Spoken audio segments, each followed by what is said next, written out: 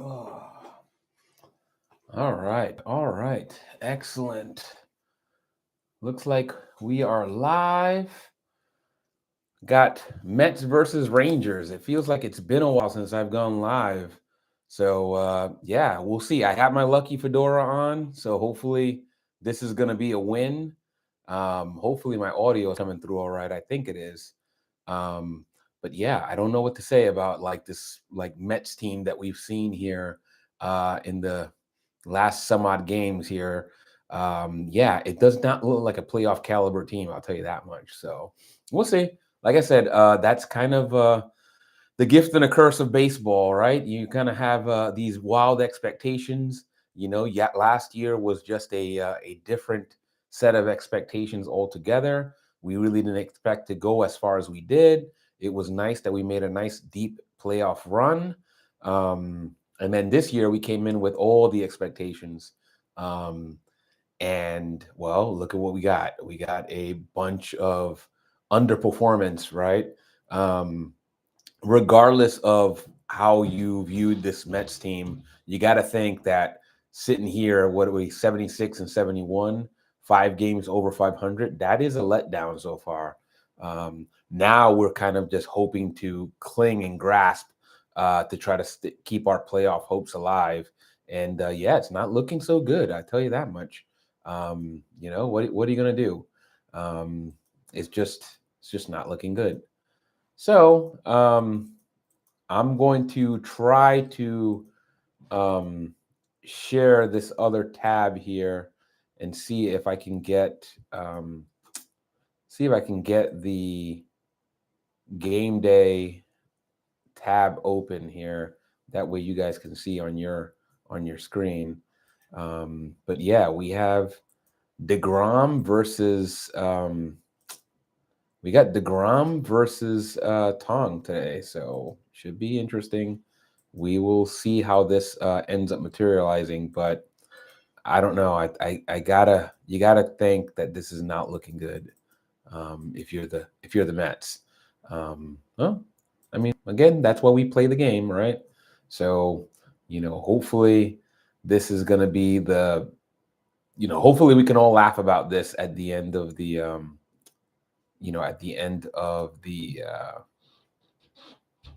oh, I got a blank screen. Jeez. Let's see here.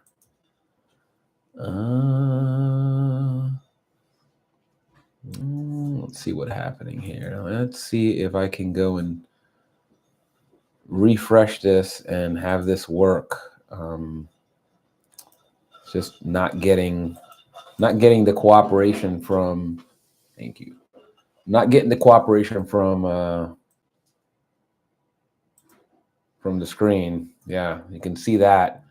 I don't know why that's happening, but let's see here. Why are you doing that? Why you gotta do something like that? Let's see if I can just close that. If this ends up miraculously working for me at some point here. I just feel like technology has not been on my side lately. But we still haven't gotten to the game yet, so let's see if I can get this to start working. Let's see. Hey, look at that. I got something on screen. That's heartening. So at least we have that working. So that's a positive. Yeah, I don't honestly don't know.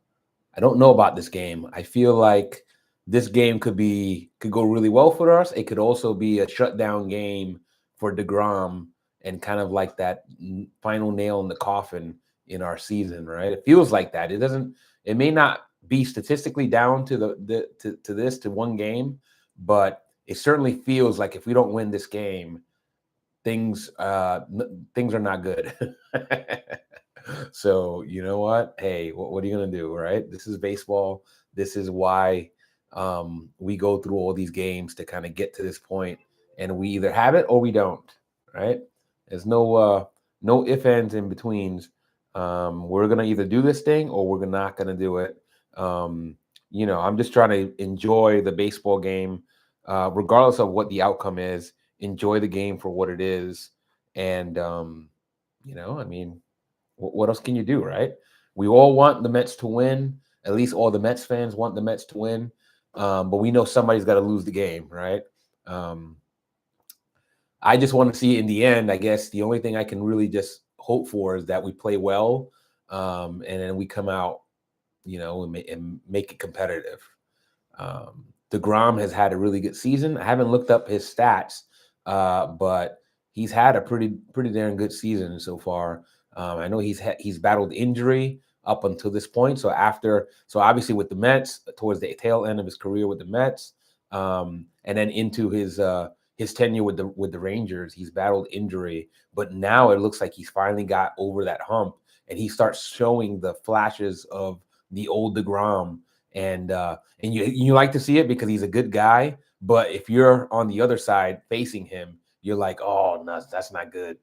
You don't want to see the old DeGrom if you have to face the guy, right? So we'll see. We'll see how this goes. And then obviously King Tong over there did not have his best outing in his last start. It wasn't a terrible outing, but it definitely wasn't like his debut. So you start at the back of your mind, you start wondering a little bit, what Tong are we going to see tonight? Hopefully we get dominant, Jonah Tong, only because you feel like DeGrom's going to try to bring his A game tonight, and if he does, we got potentially a long night ahead of us. So we'll see. Again, should be fun. I don't know, and that's why we play the game. Nobody knows, and I'm already seeing some video of him coming out, and he's smiling. He's a good dude. Say what you want. He's an ex-Met, understood, but I think a lot of fans still love Jacob DeGrom, and he pitched his heart out for us, and gave us a lot of great memories. So, I think he's one of those players that would that I think the fans still have a near and dear, right? Kind of like Lenny Dykstra, right? Remember when Lenny Dykstra went over to the Phillies, and that was our arch enemy, and Len Dykstra was just otherworldly. Even though he was really good for us, when he got into that Philly uniform, I think that's when the steroids he started really hitting the steroids, and he started flirting with 400 at some point. He still got a lot of love and still does now. You still see a lot of Dykstra shirts, out at the ballpark. So Len Dykstra, Jacob DeGrom, those guys, even when they find their way to a different team, there's those kind of special players that the Mets fans will still root for, or at least not boo. If we don't root for them, we'll at least not boo them when we see them again. So yeah, we'll see how this goes. We should be getting started here in about a couple minutes. I'm excited. I'm scared and also excited. Not really scared, but just kind of just a little nervous about come trying to get off to a fast start. And then obviously, if we get off to a fast start, that's never that's always like a double-edged sword with the Mets, right? We've known this season for starting off fast and then just disappearing, especially the offense. The offense will score a few runs in the first couple innings, and then just disappear and call it a game. And then, depending on how our pitching does, it's either enough or not enough to hold a win for us. So, we'll see how it goes.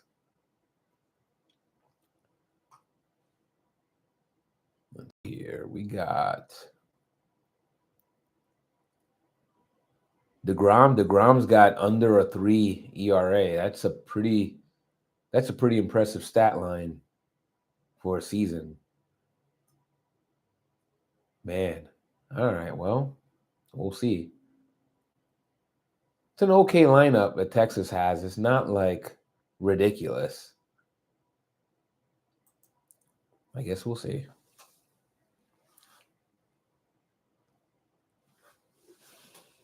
Should be just about a minute away from game time. And yeah, let's see how this all goes. Mm-mm. Looks like the Phillies are losing 1-0 to Kansas City. So that's a good sign. Again, it's not like we really have a realistic shot of catching the Phillies now, given that 4-game sweep. But it's always nice to at least get a game on them, keep them on their toes. You know what I mean? Let's see here. The Mets are 6-game losing streak. Yeah, terrible. Just not a good state to be in. Again, yeah, I look at our lineup and I compare that with basically anybody's lineup, and on paper we should be doing a lot better than what we're actually doing. So, so it looks like DeGrom's got 11 wins, on 7 losses, pretty respectable season. So, we'll see. We'll see what happens. Looks like the game's getting started now, and yeah, see how it goes.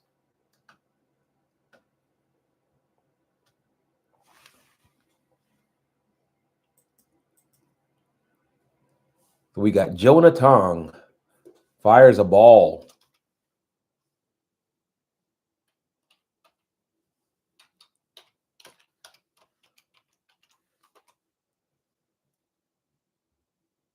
That pitch was a little high inside.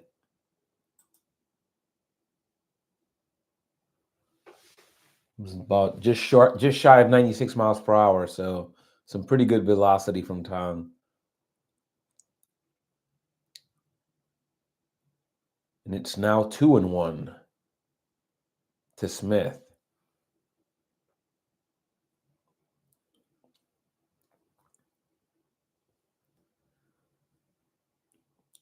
Obviously, the comparisons for Tong have been to Tim Lincecum. I think that's a pretty good comparison, given his delivery.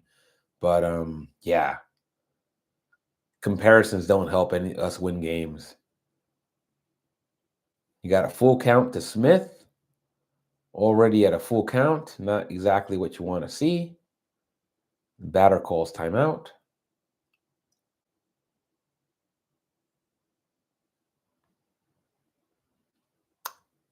And Smith walks. Not a good start. These walks are killing us.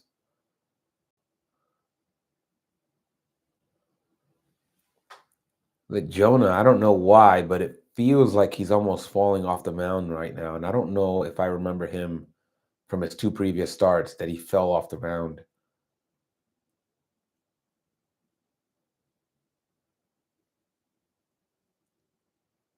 And you never know with these young pitchers that they might be experimenting with their delivery, which is a little scary at this stage in the game. You really don't want somebody testing out their delivery at the major league level. It's just not the time. So he gets ahead of Langford 0-1. See if we can get a double play ball and get out of here.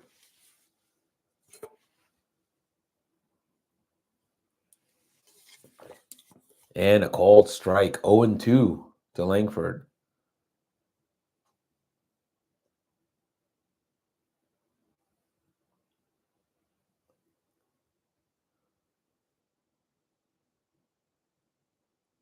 And Langford strikes out. 1 out.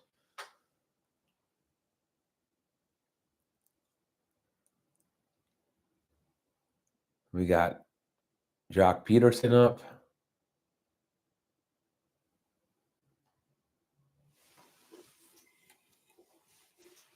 See if we can get a double play ball here. Get out of this inning.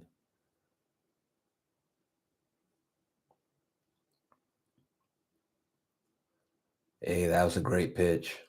First pitch for called strike, low and outside. Looked like that was a curveball.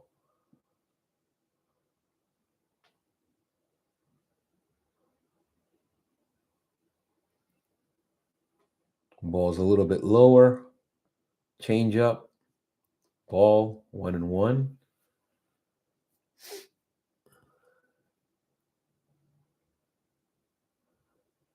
Yeah, that pitch to Langford was nasty. Had a lot of run. Oh, we got a ball in the dirt. It's 2-1.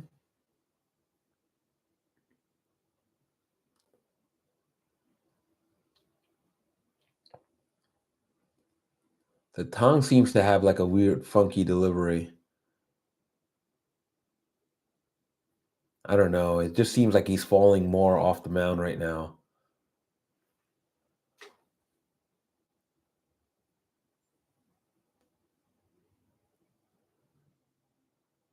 It's 2-1 to Peterson.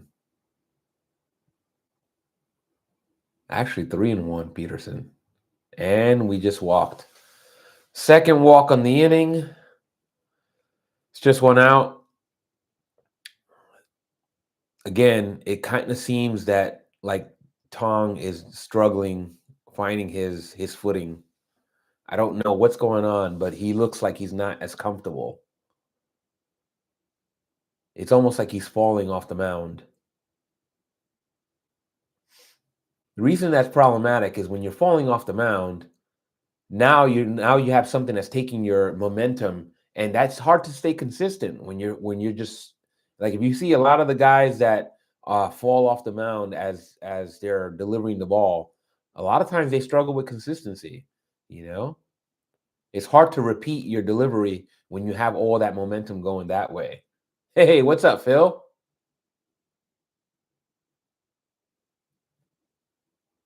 Hey, what's up, Kelvin? How's it going, my man? Welcome, guys. I'm watching Jonah Tong here struggling. He's already walked 2 guys already. So it's not looking good. It looks like I was just mentioning just now before you guys probably showed up, that it looks like Jonah is like falling off the mound, man. Like something's up with his delivery, you know? Like he's like falling off the mound. I was mentioning that before, that when you're falling off the mound, it's really hard to stay consistent, you know? I think Seth Lugo used to remind me of that. You know what I mean? Like Seth Lugo, remember him? When he pitched with us, he was somebody that will fall off the mound, and you get worried that he's not able to repeat his delivery. And I feel like it's happening to Jonah Tong. I didn't notice that in his first 2 starts. Tonight, it looks like he's falling off the mound. Now it could be the mound screwed up, but if it was the mound, then he would have called for it to get re-raked. So hopefully we can get a double play ball here and get out this inning.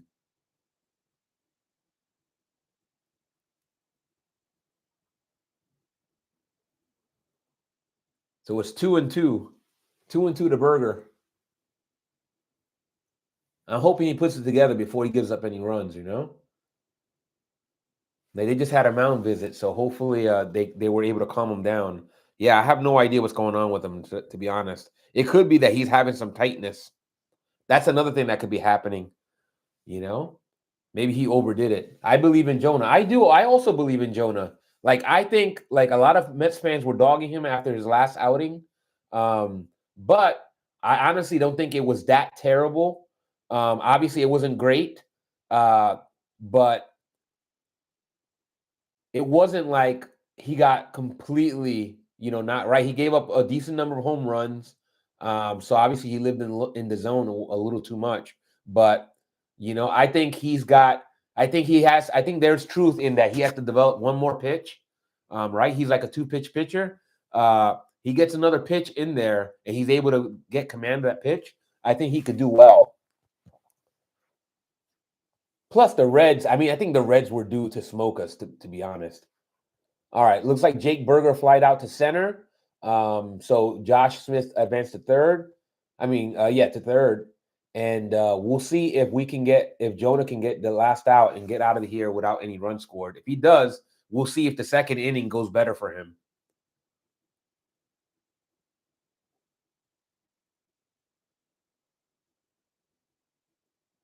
Yeah, Texas's lineup is not that scary, to be honest. It's not really a scary lineup, but obviously it's a major league lineup, you know. Let's see. So far, it looks like that mound visit has paid dividends. Let's see if we can get Josh out here and we can get into bat without any run scored. This has already been kind of a long inning, so he's already got 20 pitches 20 plus pitches in the first inning.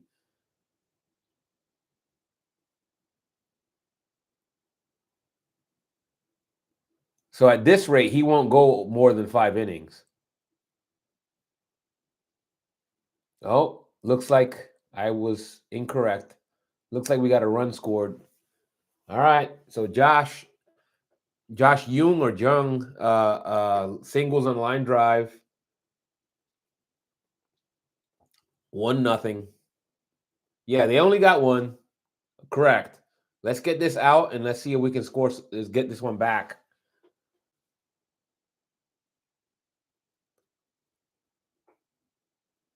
Again, one run should not make or break us. If our offense can't score more than one run, then we got problems. And it looks like it was a bloop single too. It was actually a pretty good piece of hitting on Josh Jung's part. Jonah couldn't believe it. He was like, "Man, you hit." He cued that ball. Oh no! Looks like Osuna singled. 2-0. All right, so this is here we go. Again, Jonah walked 2 guys. You can't expect to win a game and walk a bunch of guys. Like obviously the Mets have been walking guys all year, except now they're not getting away with it, right? That's the big difference now. Mets, when we were 25 games above 500, we would walk guys and then get a double play ball or something. Something will happen and our pitcher will get out of it. Maybe they'll strike out the next couple guys. Now we walk guys and they're all scoring.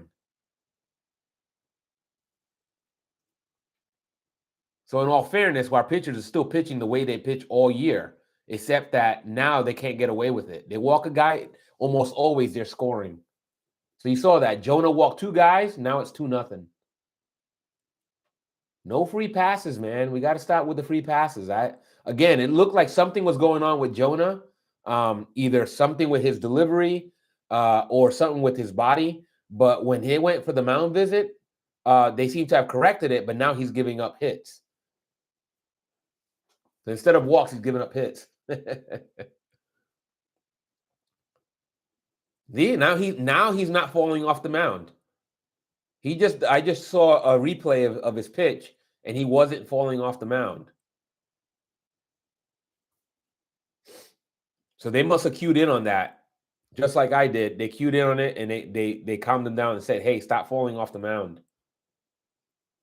He was probably doing that to get some extra miles per hour on his fastball. He doesn't look happy now, I tell you that much.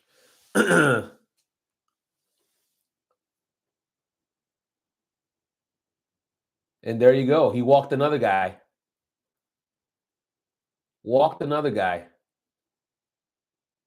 We can't do this, man. Not at this level. There's no team that you can just sit there and walk a bunch of guys and expect to win the game.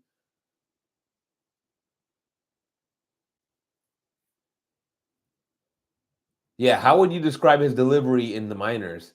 You know, I don't know like, so I didn't watch a lot of Jonah in the minors. I do know that the comparisons to Tim Lincecum are accurate, but like you see, right, he just did it again. He just, on that pitch that he walked the guy, he fell off the mound.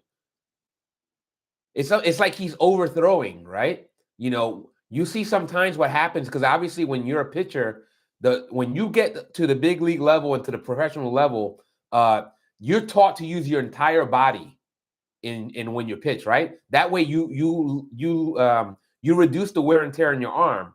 However, if you use your body too much and then your delivery, you start like going sideways, you go and you become a pitcher that falls off the mound. Some people are able to do it and do it really well.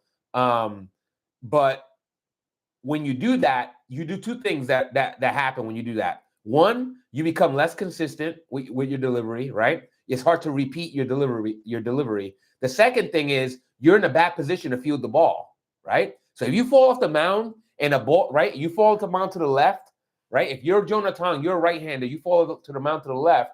Now, if the ball's hit to the right, you now have to make an adjustment. You have to bring your momentum back from the left side back to your right to field the ball. And now you give yourself one less extra second to field the ball cleanly.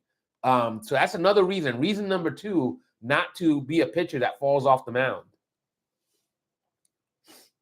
And some guys do it because, they've always done it, right? They feel like they get extra oomph on their fastball.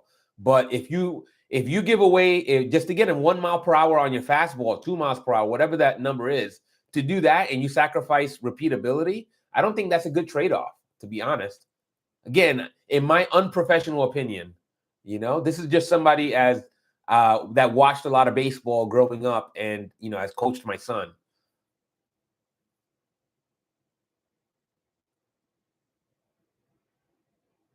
Yeah, he is 30 plus pitches into the first inning, and he's still not out of it.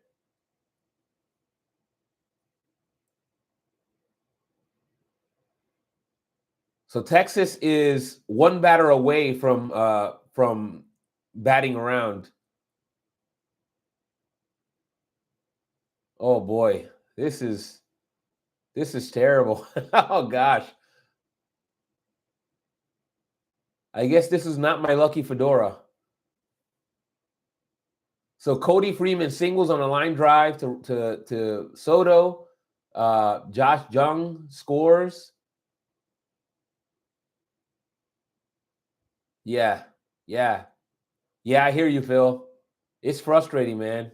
So we're down 4-0 already, and we're still not out of the inning.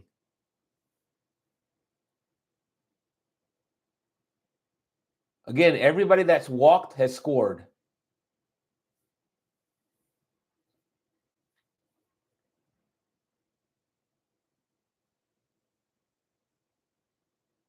Yeah, this is just terrible. Actually, no, Jonah Heim has not scored yet, but he's on third right now. Man, what a show, man. All right. I mean, again, it's not insurmountable. We got to get out this inning and we got to score some runs. 4 walks. Yeah, that's terrible. That is not acceptable. Again, the Mets pitchers have been doing this all season. The difference now is we can't get away with it. When Senga used to walk guys in the early in the season, he'd always get out of the inning because they were biting on his ghost fork. Now he couldn't get away with it. Obviously, he's no longer even on the team. This is just a crap show. Not a good start for the Mets.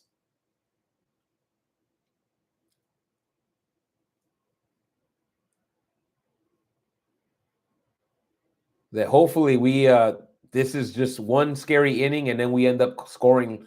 We put up a crooked number at the bottom of this inning because we got to answer back.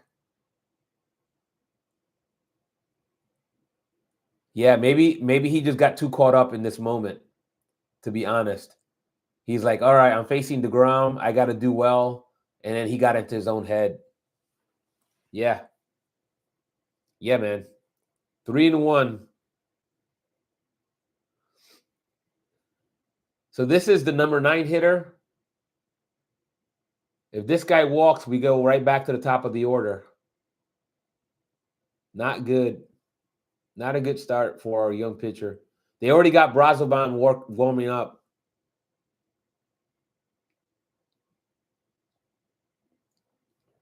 All right, it's a full count.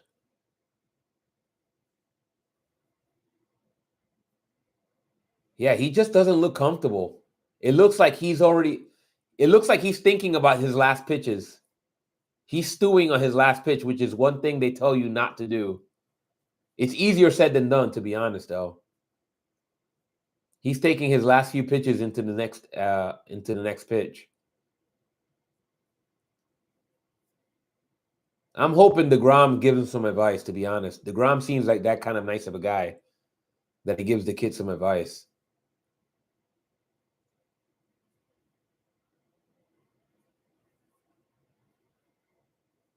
Man, holy cow. Looks like they scored again. Let's see what happened here. Yep, Hellman doubles on a line drive. It is 6-0, guys. 6-0. Man. All right, it's time to switch to my happy juice here.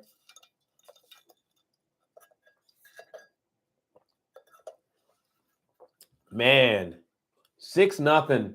Phil, what a show, man. I had a feeling something big was going to happen in this game, and that's why I wanted to live stream it. My man Phil told me to live stream it, but this is not what I had in mind. Man, that ball was just fair.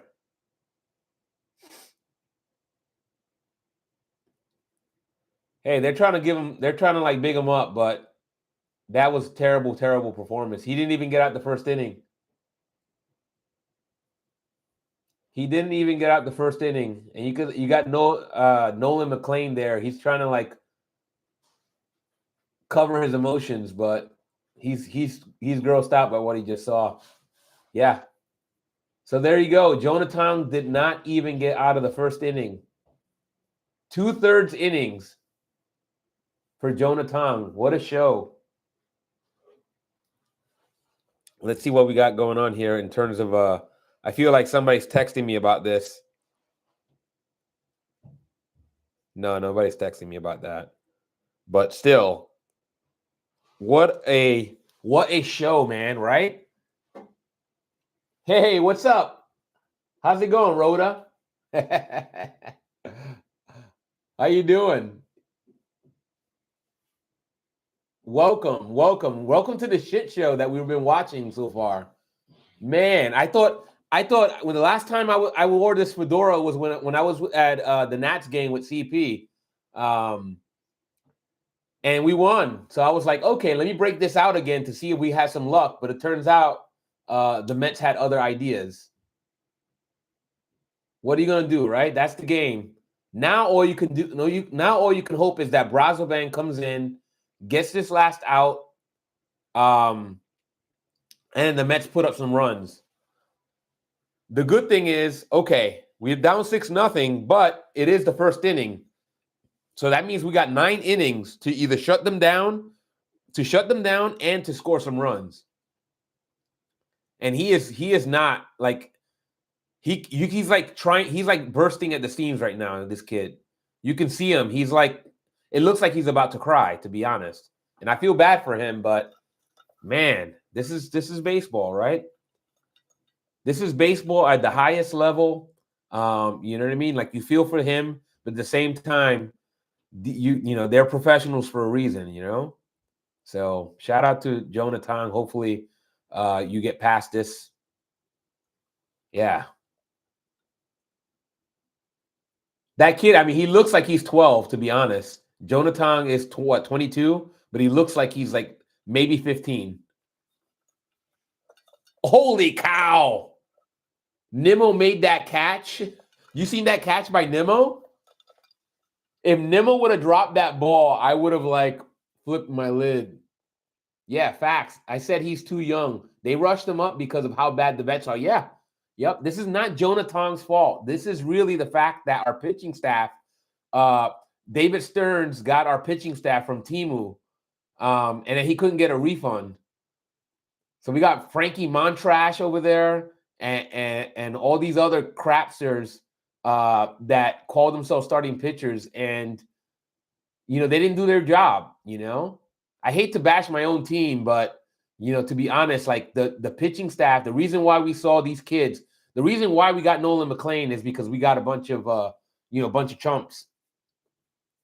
So Kelvin said he had those 2 or 3 home runs hit off of him this last outing. I was wondering if they're seeing that high fastball in the majors. Yeah, it's possible, man. Like I say, he's not tricky, right? Nobody looks at Jonah Tong's delivery and thinks that he's a tricky pitcher to figure out. He's very much like Tim Lincecum. He's very long in delivery, and maybe they just have him timed up, you know?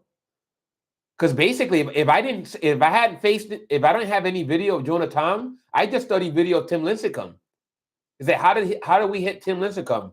And then you probably do the same thing against Tong and probably have good success. And he only has 2 pitches. It's not like he has a big arsenal. He needs to go and work on a 3rd, maybe even a 4th pitch, but not while he's in the major leagues. Like, you don't work. The major leagues is not the time to experiment. Not when we're fighting for playoffs.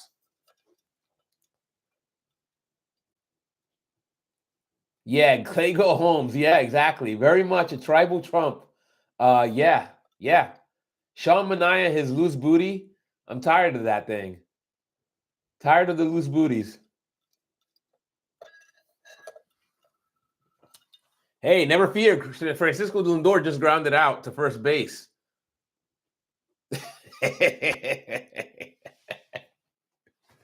Sorry, Lindor, but I had to do that.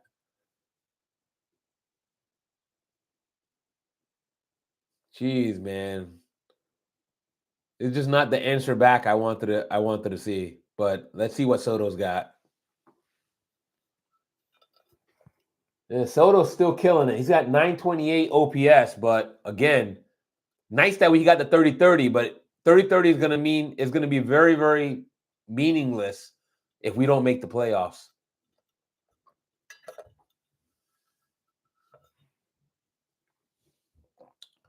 And Soto grounds out. Looks like DeGrom is pitching like the DeGrom of old. Actually better, right? He got 2 ground ball outs.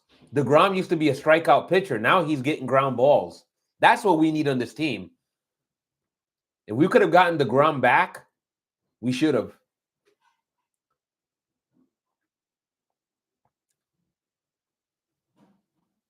Because he is pitching well. Wow, he's up to 98.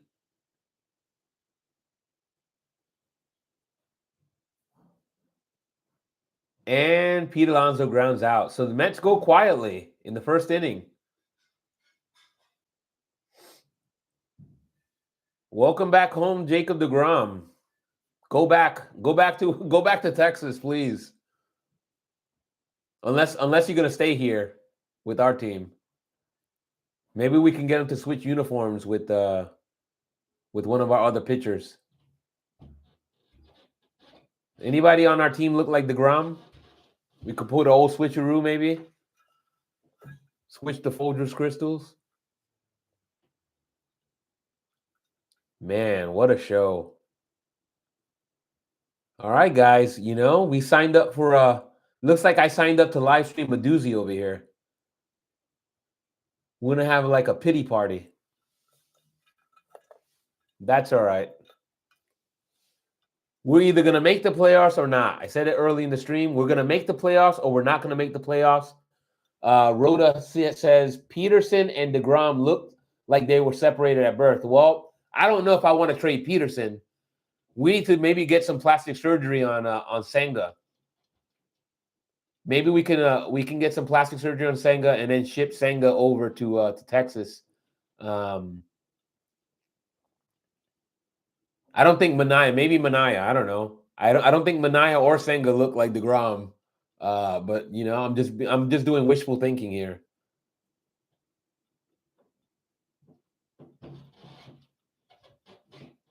Yeah, so you can see the difference there. Texas got 6 walks. We got none.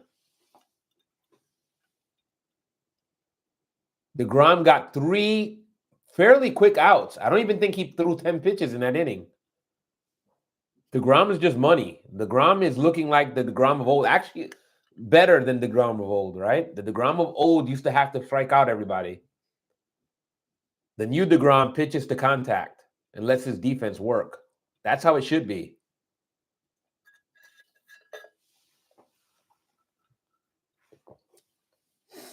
All right, now we're going to have to see how much length we can get out of Brazoban tonight. Mendy's going to probably try to stretch out Brazoban unless Brazoban gets in trouble.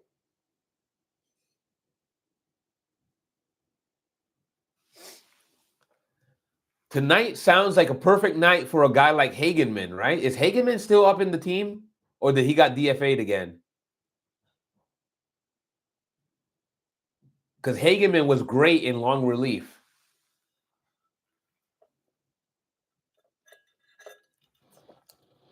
Yeah, if Hageman's still on this team, then I say we throw Hageman in there and get him get him to give us 4 or 5 innings.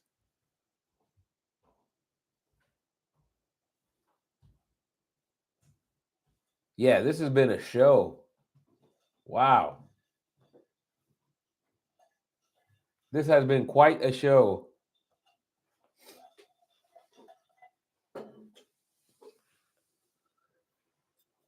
Man.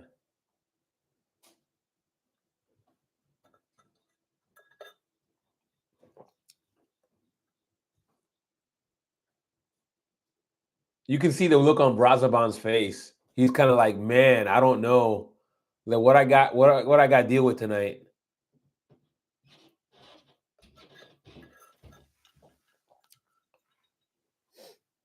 All right, we got Langford to pop out. All right. 1 out. Let's see if we can get a 1-2-3 inning here, man. Let's get a 1-2-3 inning and get back to bat.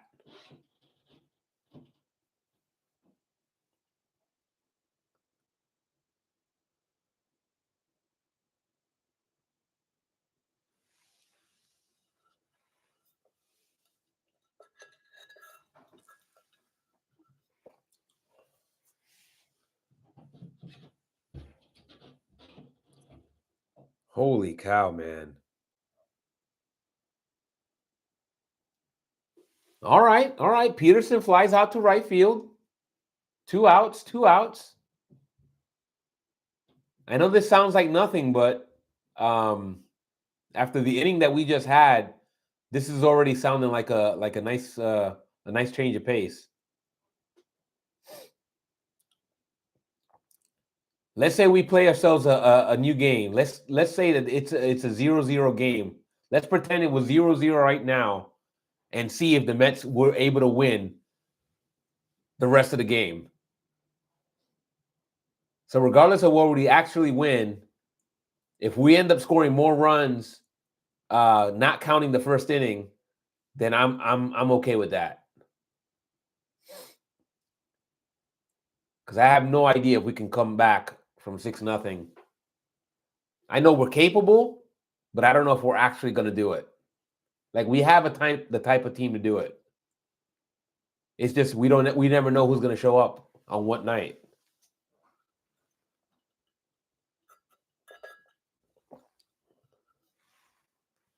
All right, so Jake Burger reaches on a ground ball, but they're reviewing it.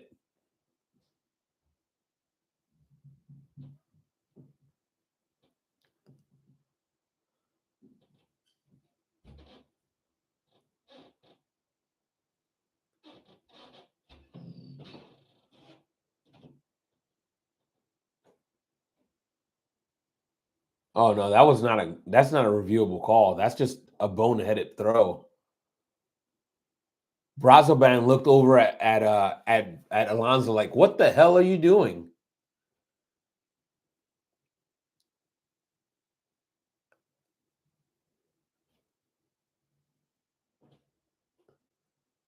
What happened was Brazoban wasn't covering.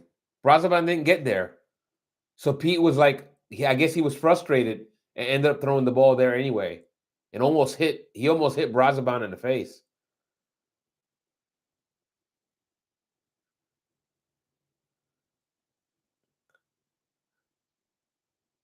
All right, well, Brazoban got out of the inning. He got Josh Jung to ground out. So hey, scoreless inning for Brazoban. Even though he freaked up on that play, he didn't cover.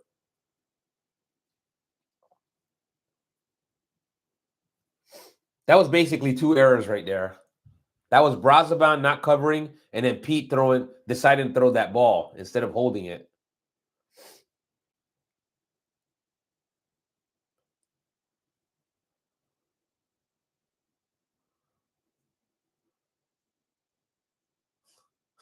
Pete was just shaking his head. Oh my gosh. It looks like it's one of those games already. Everybody's frustrated.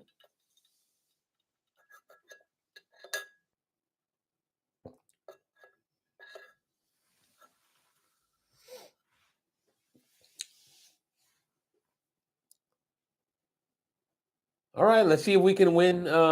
Let's win this inning, right? If we score, we win the inning.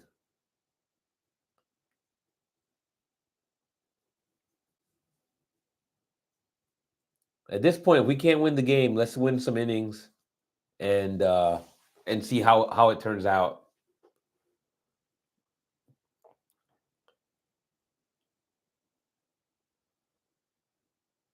Six walks is the name of the is the story of the game.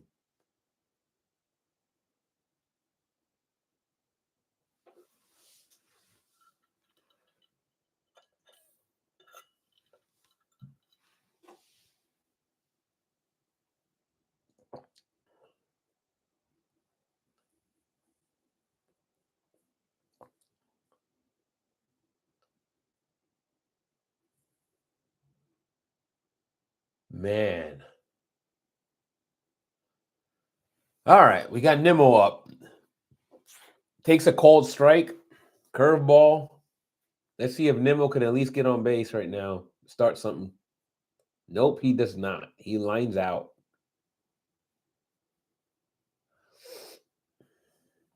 I'm telling you, DeGrom is pitching he is lights out right now. We got to do something. Get him out of his comfort zone. No strikeouts for DeGrom, but he is pitching very efficiently.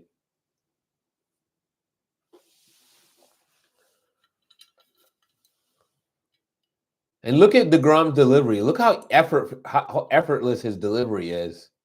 It looks like he's playing catch.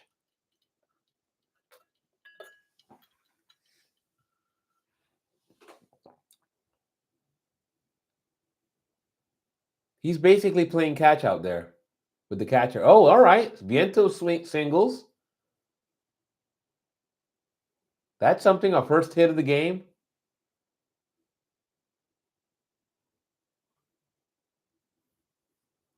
Let's see if we can get a run scored out of this. As you know, Vientos cannot run, so it's not like we're gonna run our way to a run with the Vientos on base.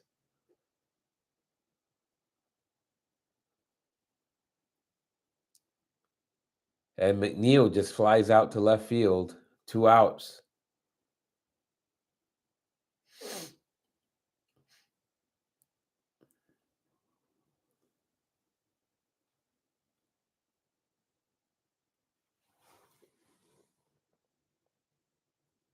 Vientos is up to 243 batting average. That's pretty good, considering his struggles.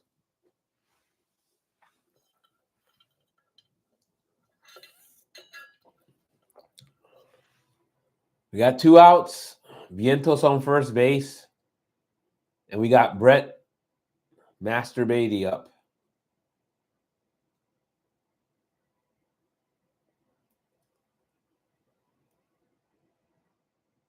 Brett takes a cold strike, 0-1.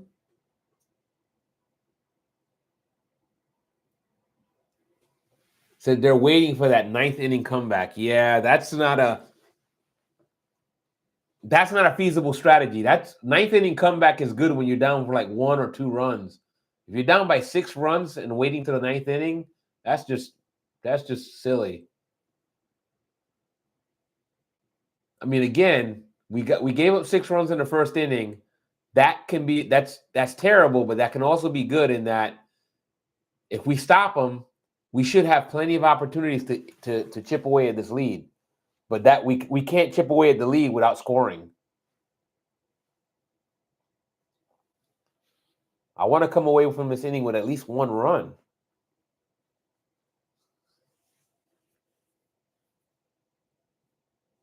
Right now, the guys look super frustrated in the dugout, to be honest. And Brett Beatty strikes out, and that ends the inning. So nobody wins that inning. It was a push. And we're still down 6-0 heading into the top of the 3rd. What a show.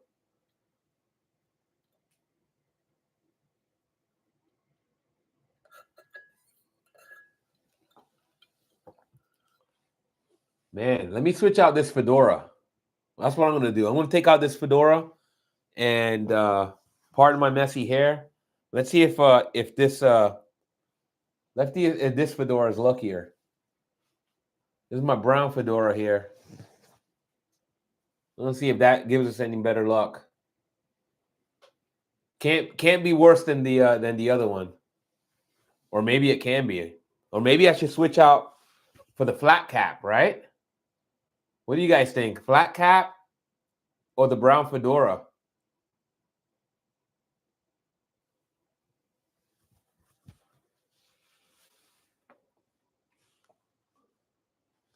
I also got this olive one. Nice little blue feather. I don't know. I'm desperate. Desperate for some runs, man.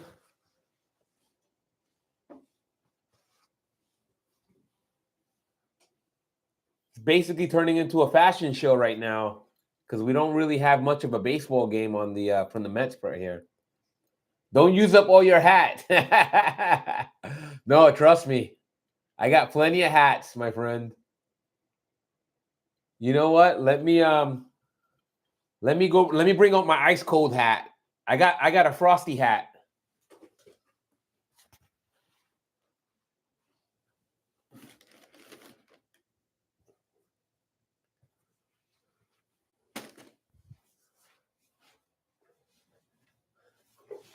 This is my ice cold hat. Because that's what the Mets are, ice cold. These Mets are ice cold.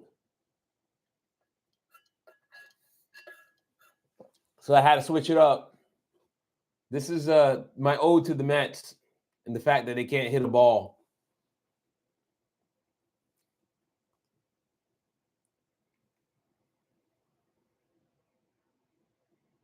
All right, Brazoban's up 1-2 on Osuna.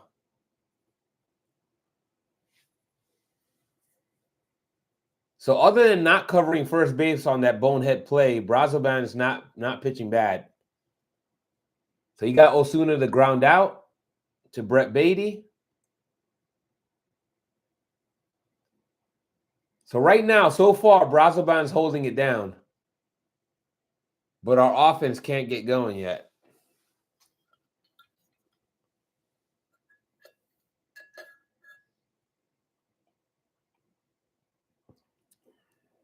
By the way, thanks for rocking with me, guys. I appreciate it. I appreciate you guys rocking with the live stream. And shout out to my man Phil for suggesting I live stream.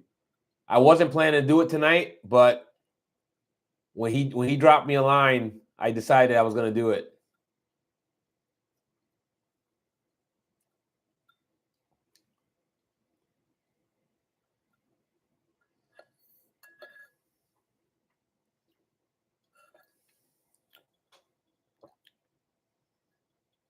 All right. 2-1 to Heim.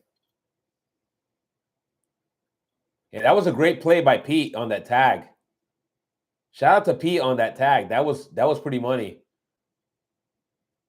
Look at Pete looking like a ballerina on that play.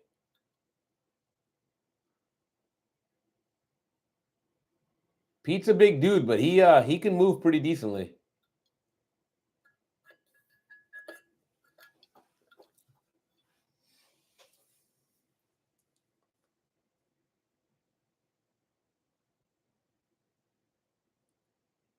See, you look at Brazoban's delivery compared to somebody like thanks for doing it. I have the MLB package, and they're giving me the away Spanish radio broadcast today. Whoa.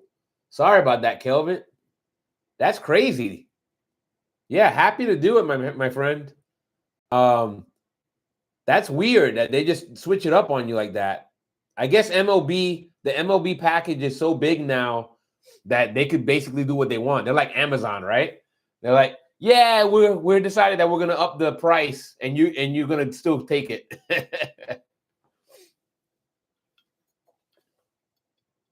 Yeah, they just switched up on you, man. That's crazy. Yeah, I know I'm not the only guy that does these live streams, so I don't expect to get like big crowds. I just do this because I have a much better time. I rather talk to like if I can't be at a game, I rather be in live streaming the game. That way, I can talk to other Mets fans and like talk crap, especially in a game like this. Can you imagine being at a game like this at Citi Field and paying all that money and then watching the team play like this? It's embarrassing. It's embarrassing. And then if we don't score any runs, there's gonna like the people gonna start hitting the exits at the 6th inning. I'm like, that's giving away 1/3 of your game. You paid for that ticket, and some of these guys got really good seats. They pay up the nose and they watch this team play like crap.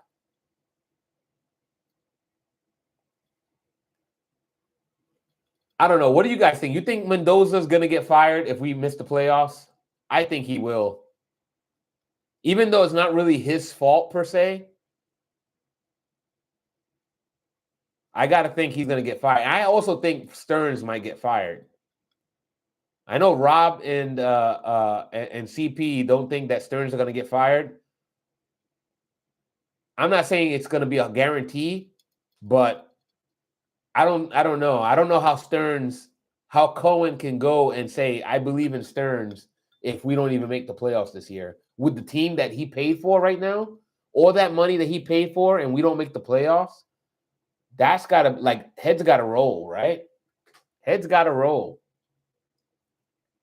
All right, so we got out of the inning. Cody Freeman lined out. Now we got at least that's a scoreless inning, another scoreless inning that we threw. That's 2 scoreless innings. That's a good sign. Now we got the offense got to get going. We pretty much got the bottom of the lineup up. We got Alvarez, Mullins, and then we got Lindor at the top. We got to score a run, at least one.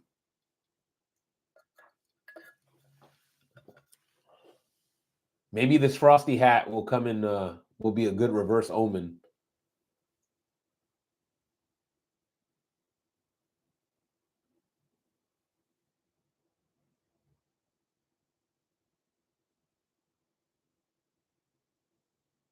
Man. Yeah, so I think Mendoza and Stearns could definitely get fired both if we don't make the playoffs.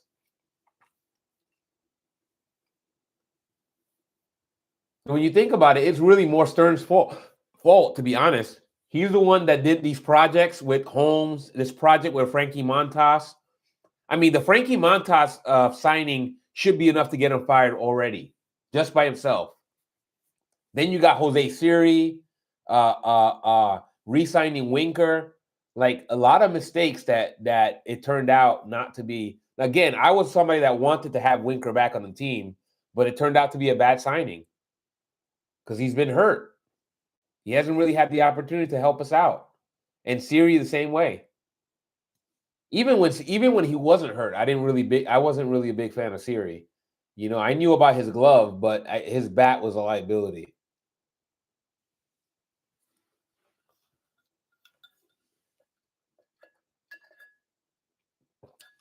All right, DeGrom's back at it. Oh, all right. All right, Alvy home run to right field. Apo Taco for Alvy. There you go. That's it. That's a start. You gotta love when Alvy goes opposite field. He's got that kind of power. That's already his 8th home run on the year, and he was stuck. I don't know if you guys remember. He hit a home run early, and then was stuck at 1 home run, and everybody was going nuts on him. Then he turned it around. Shout out to Alvy. Listen, if we don't make the playoffs and Alvy turns around and makes it happen, I'm gonna be at least a little happy because that's our future. That kid is still really young. So he figures it out with the bat. Forget about it. The Mets could take off. We needed that. We needed that bad.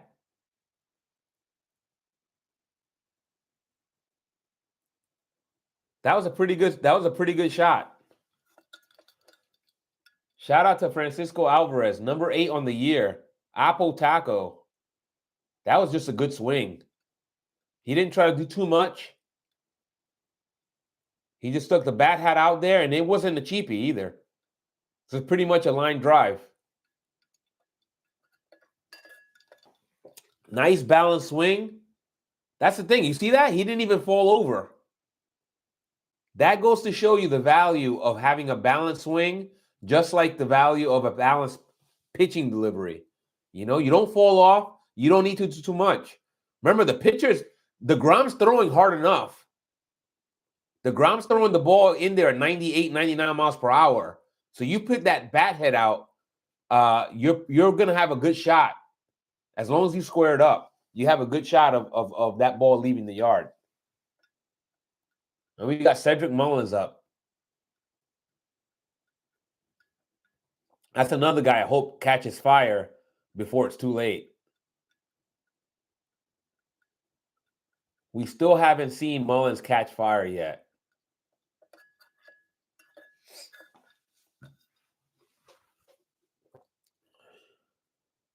All right, DeGrom showing a little shakiness here. Hey, Mullins singles on a sharp line drive. Way to go, Mullins. All right, this is what I'm talking about. Now we got something going. Let's see if we can go and we can build on this and we get another run out of this. We can get another run out of this. Now this game starts changing up a little bit. Just a little bit.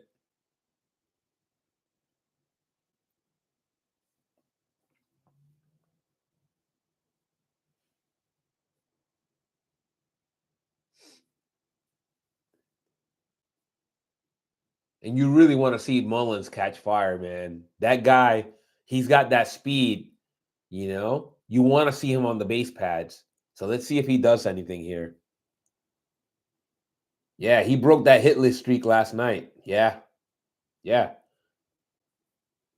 the two of them that I think. Yeah, it's been that crazy of a struggle. You know, again, the bottom of this order has been kind of either has propelled us or has sunk us, you know, like pretty much 1 through 5 has been pretty solid. But beyond that, it's been hit or miss. So when you see Alvarez doing, you know, hitting that home run and making that happen, that's huge because he's anchoring that bottom of that lineup. Him and Beatty.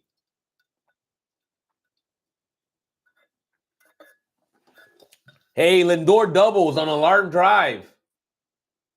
Hey, second and third, 1 out.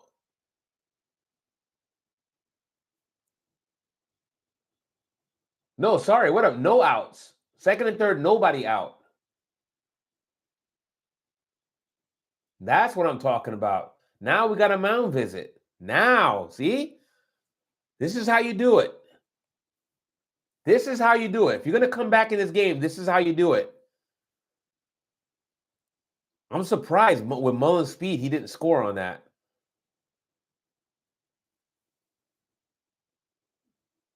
That was a good poke by Lindor.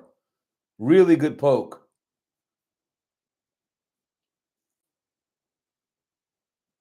Yeah, it's the Frosty hat, man. I told you that. Shout out to my man Brian Forbes who made this hat.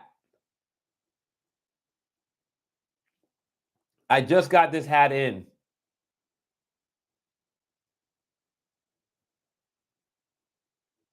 If we end up winning and coming back and winning this game, this hat's going to have to be worn. This is going to be my new Mets hat.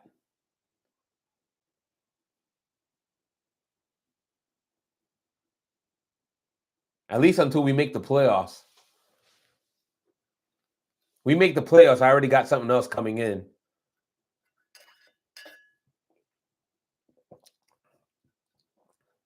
All right, we got Juan Soto up. He's ahead 2-1. Let's see if Juan can get a good pitch to hit here.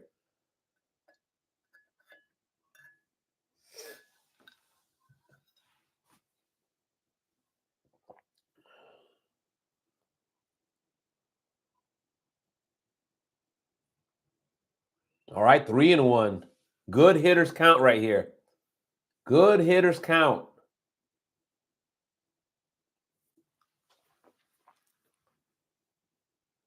Come on, Juan. Get a hold of one.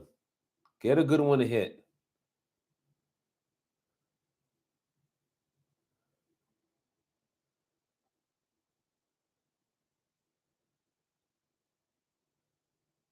Come on.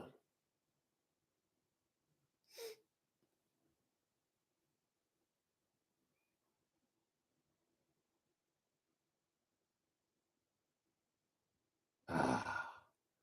Looks like we got an out. Let's see if we traded a run for an out.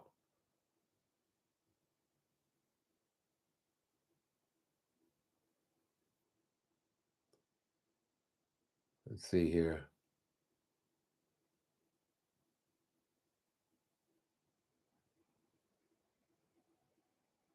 All right, sack fly. There you go. Sack fly. 6-2. Way to go, Juan. Way to go. 6-2. That's a good start. Only one out now. Only one out, and then we got, I believe, Lindor still on third now. One more sack fly, and we already cut the lead in half.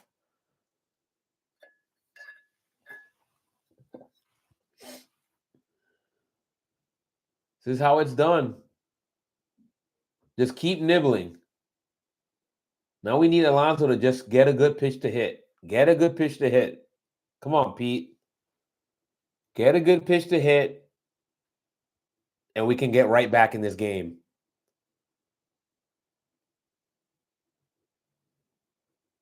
One and one.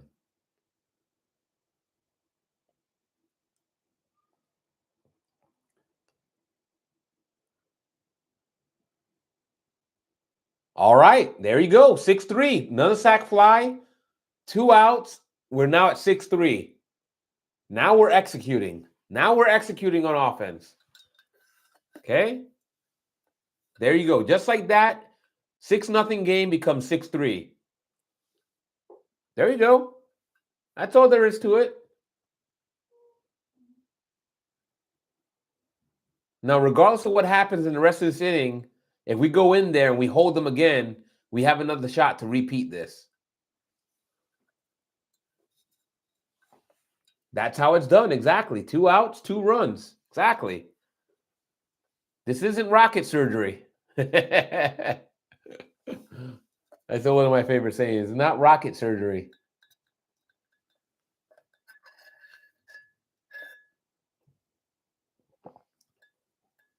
All right. Nimmo flies out. The inning is over, but not before the Mets score 3 runs to cut the deficit in half. So heading into the top of the fourth, 6-3, Rangers.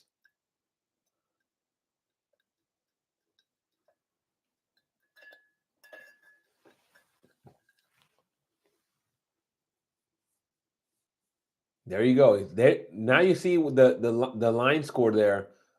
Rangers only got 5 hits. The Mets got 4 hits, except the Rangers drew 6 walks in the first inning.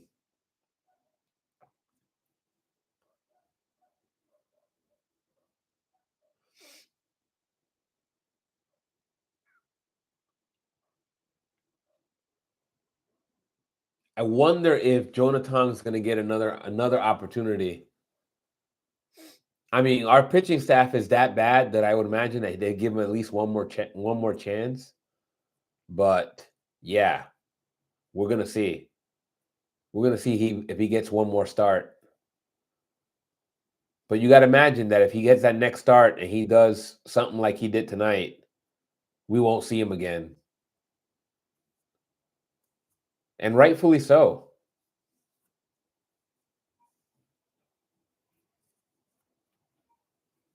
Like, why would we put somebody out there? Like, we wanted a bunch of walks. We could have just left Senga.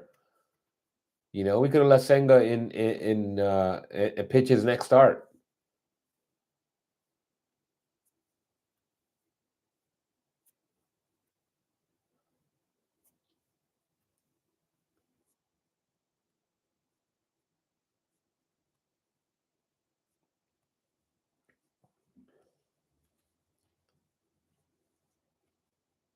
All right, we got Brazoban back. Let's see if we can get another scoreless inning out of Brazoban. So he's got 2 straight scoreless innings, or basically 2 1/3 innings, right? Because he got the last out in the first inning. So let's see if we can get another couple innings out of this guy.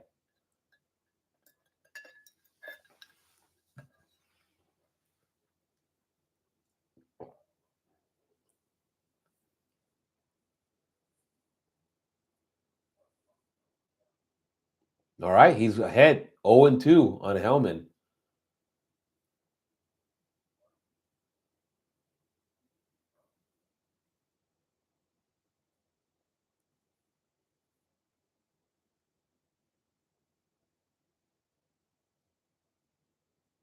All right, he got Hellman to ground out to Lindor, and then the Rangers bring back up the top of their order.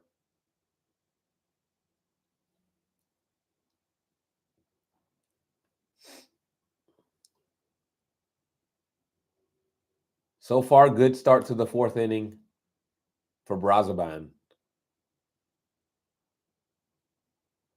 And he quickly jumps ahead 0-1 on Smith.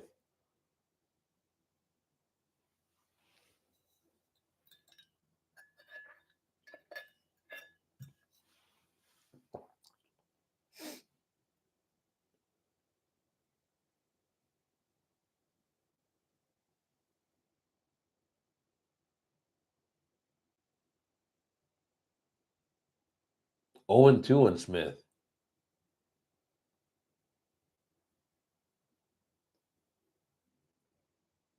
Brazoban still dealing so far. He gets ahead 0-2, and Josh Smith ends up doubling. All right. Reset, Brazoban. We need another scoreless inning out of you. Hopefully, we can get a nice weak ball to third base, look the runner back, and then fire to first.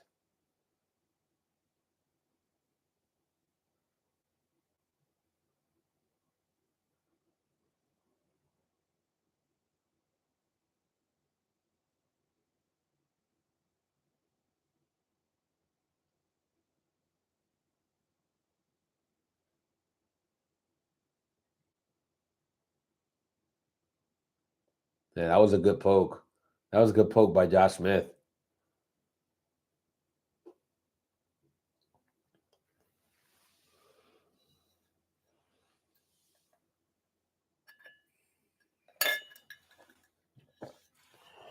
Great swing he's got. Great lefty swing he's got.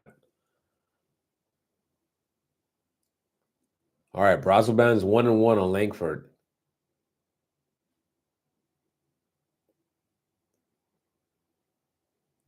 I have no idea how many innings we could expect out of Brazoban. But you got to think with Jonah Tong not even going a whole inning, that he's going to try to stretch out Brazoban as long as he can.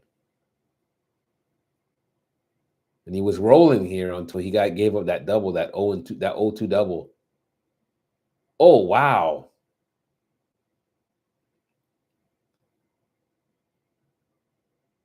All right. Langford flies out to right field.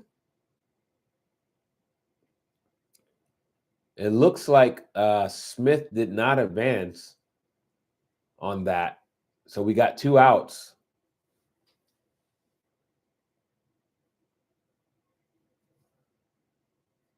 Come on, Brazoban. Let's get that third out. Let's get that third out, and let's go back to hit.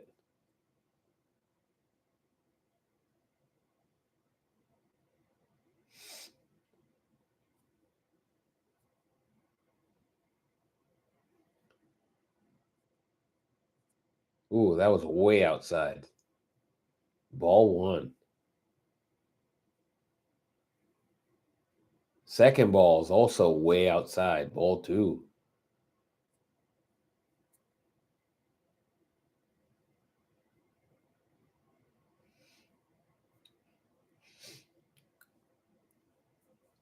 That's way inside. Ball 3. I don't know if we're purposely trying to put this guy on, but we haven't even come close to the strike zone.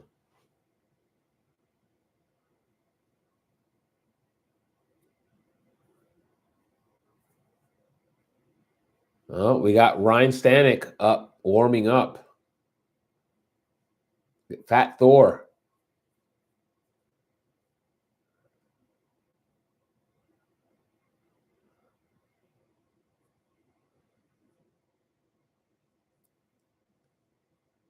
The 3-2 count to Peterson.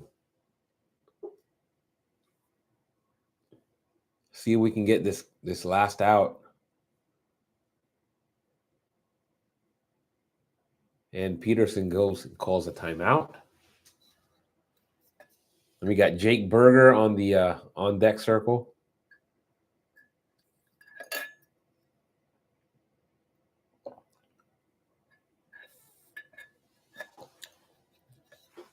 Fouled off the changeup. We'll do it again at 3-2.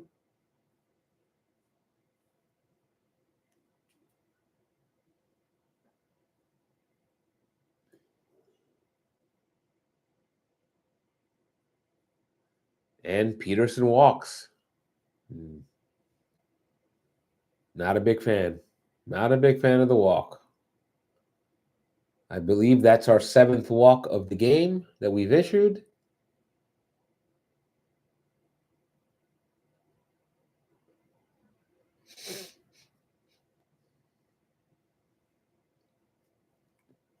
Is that 7? I think it might only be four walks. Doesn't matter. Still a lot of walks.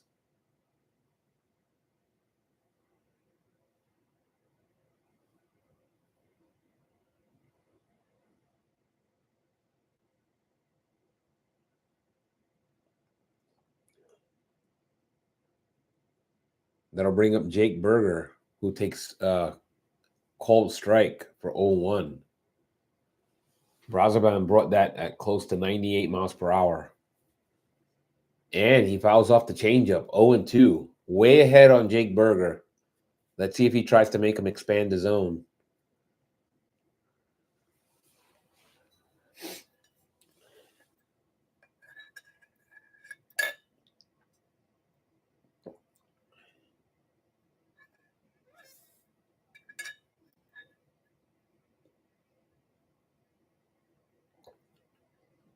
Pitcher steps off.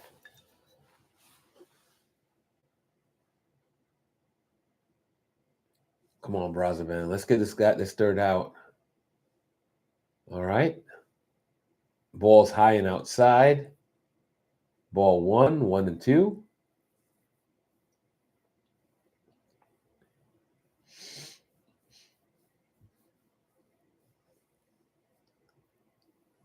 And Jake fouls off the next pitch. We'll do it again at 1-2.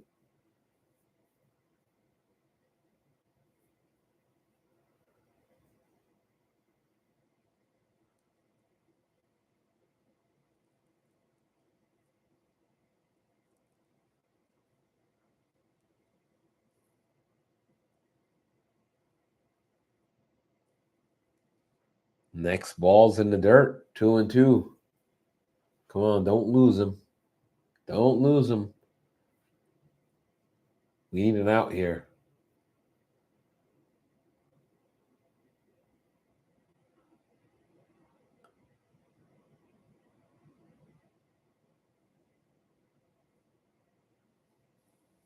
Burger calls timeout.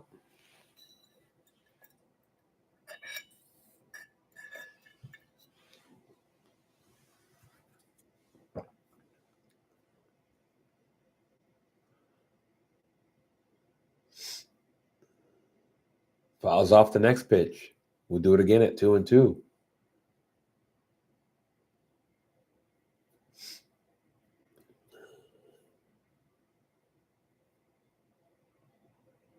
And Brazoban is already up to like 50 pitches or close to it.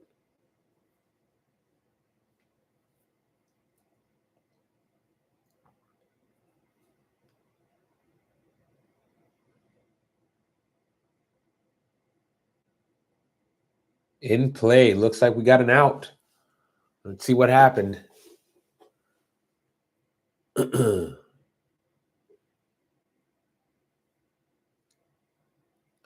All right, Jake grounds out into a force out to Lindor, who flips it over to McNeil. And we're out of the inning. Another scoreless inning for Brazoban. So that's 3 and 1/3 innings of scoreless baseball from Brazoban after the nightmare start from Jonah Tong. And the Mets come to bat, still trailing 6-3.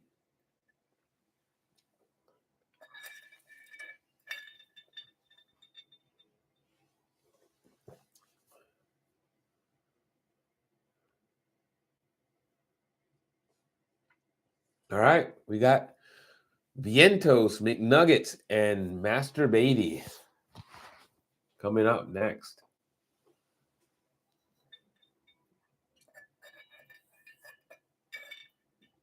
See how lucky this Frosty hat is. Hopefully we'll get another couple runs.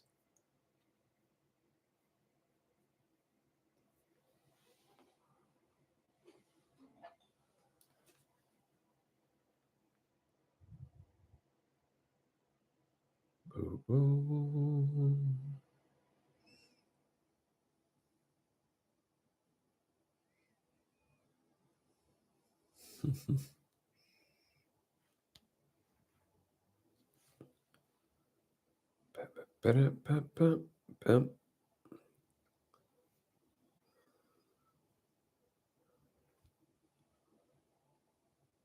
All right, let's see.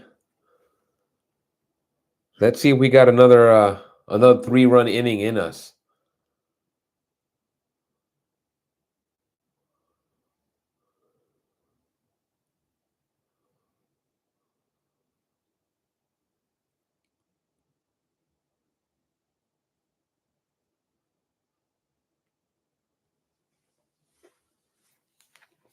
Swaggy V, 1-1.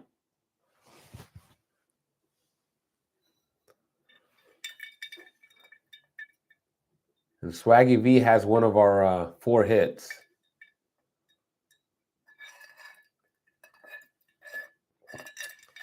And he grounds out softly to Jacob DeGrom. 1 away. I'll bring up McNuggets. Let's see if McNuggets can dunk one somewhere.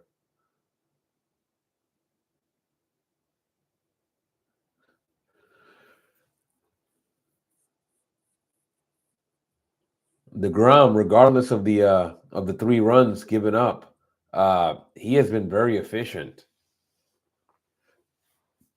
He's right around just over the 40 pitch mark.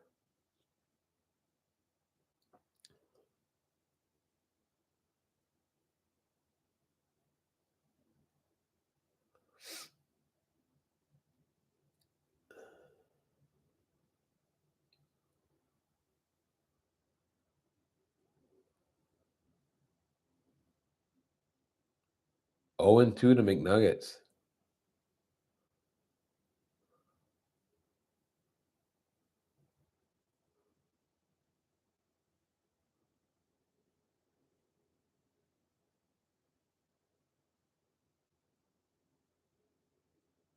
One and two.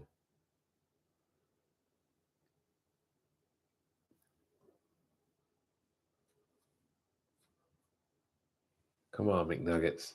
Get on base. We need to crowd the bases here again.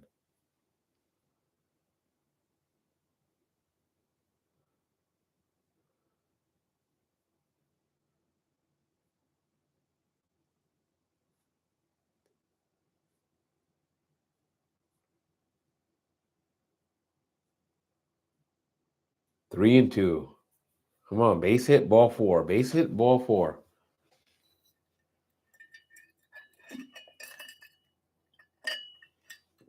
McNuggets calls timeout.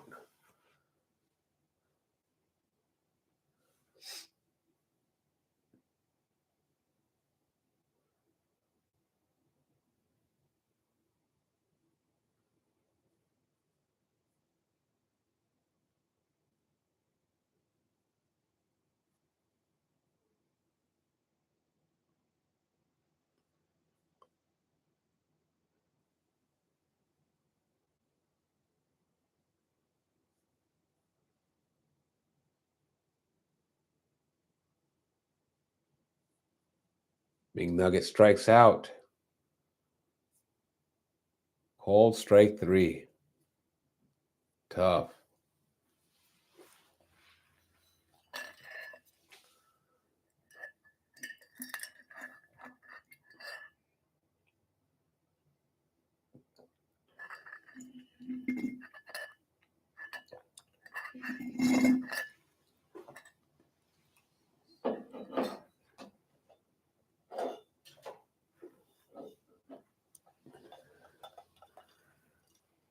McNuggets got ejected.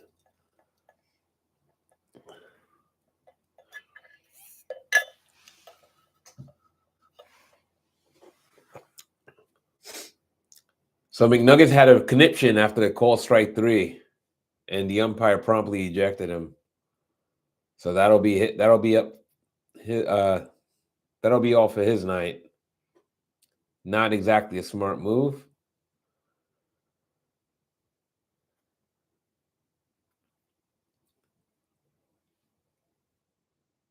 So my guess is they'll probably bring in Acuna.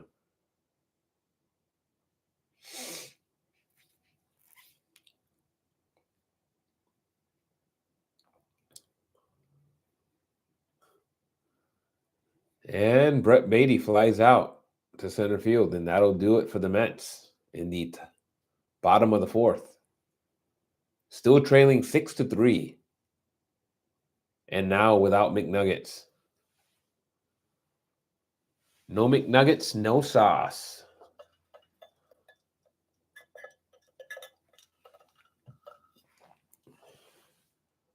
I don't know. I thought that was a little premature. What happened with Neil? Well, he got called out in a strike 3 call that he didn't agree with. He thought it was a ball.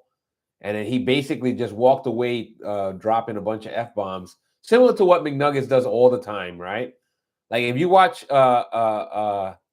him play, you know that he's one of those guys that starts yelling and has like a conniption on any little thing. So he did it, but the umpire didn't care for it, so he ejected him even before Mendoza can get out there to save him. The umpire had already ejected him. I guess he said he dropped a few F-bombs, and then the umpire wasn't having it, so he ejected him. Well, here we go now. We got Fat Thor up for the Mets, pitch on the mound. So Brazoban's done. He pitched well. He pitched 3 1/3 innings of shutout ball. But now we got Stanek, a.k.a. Fat Thor.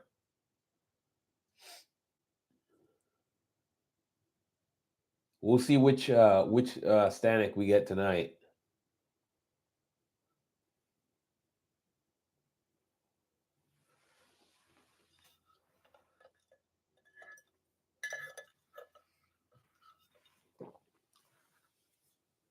We'll see. If Fat Thor craps the bed, I might need to like switch out my hat again.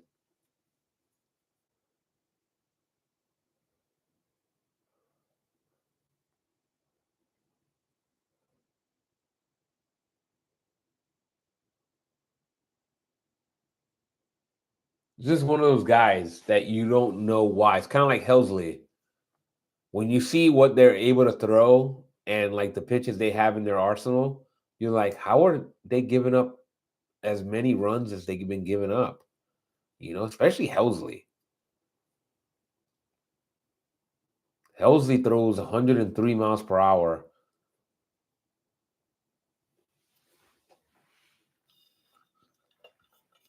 And again, that whole tipping of the pitches, I don't know if I buy all that.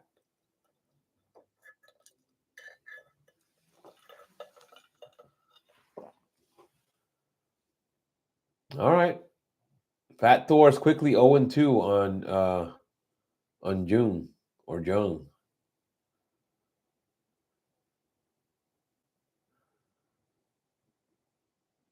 And he strikes out Young. Strikes him out swinging. So far, good start for Fat Thor.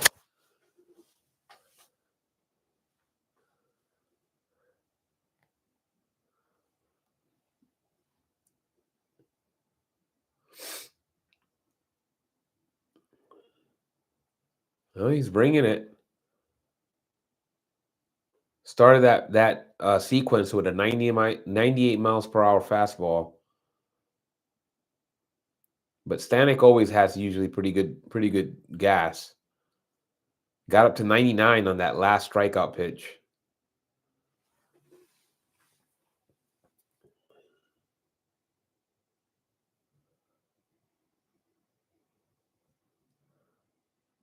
He's quickly ahead, 0-2 to Osuna. He's working quickly right now. I kind of like this Stanek so far. Fat Thor's dealing so far. He's going right after the batters.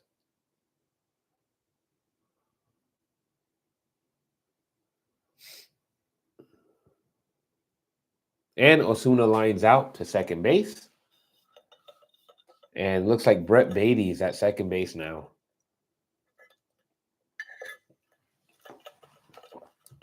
So I'm assuming that means Vientos is playing third.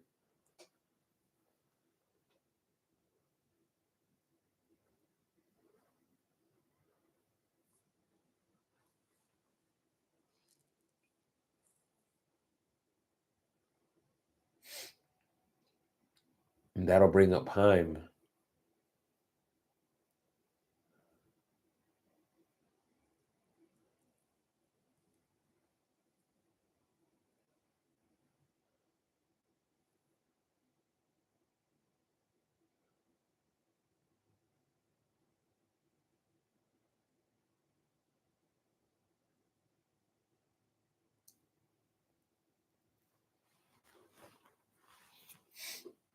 One and one to Heim.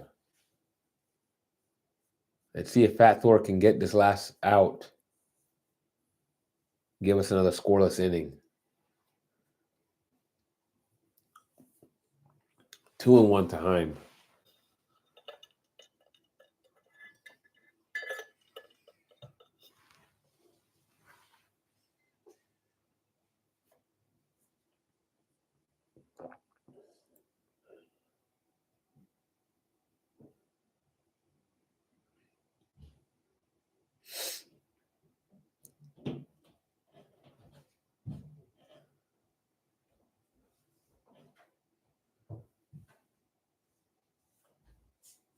And Jonah Heim flies out to left field. And Fat Thor gives us a scoreless inning.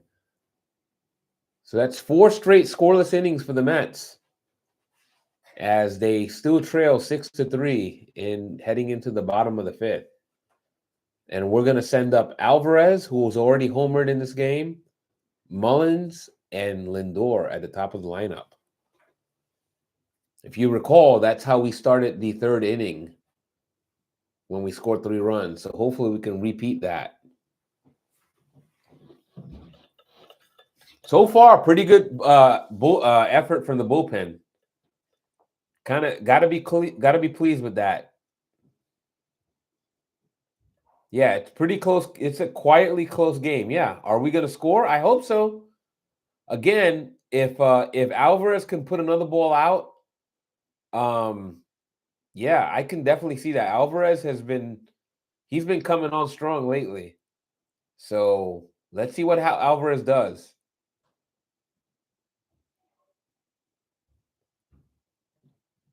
Again, we know the secret of this order is the bottom of the order. When the bottom of the order starts doing well, the Mets usually pull out the win. And then obviously we know about Lindor, the Lindor factor. So Lindor's already 1 for 2.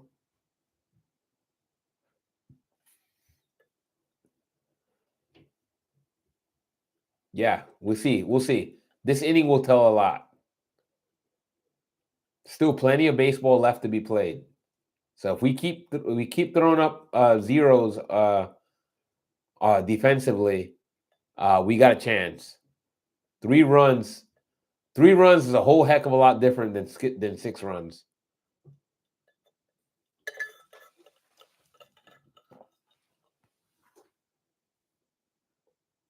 All right. Alvarez quickly takes a cold strike. 0-1.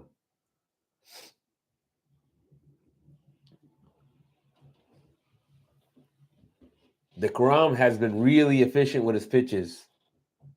He's ahead 0-2 on Alvarez now. Looks like DeGrom's up to 52 pitches.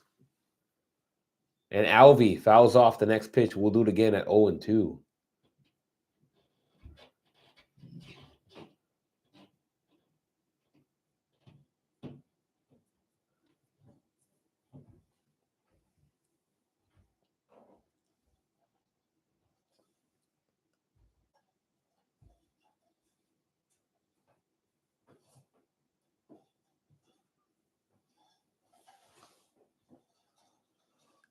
Ball 1-2.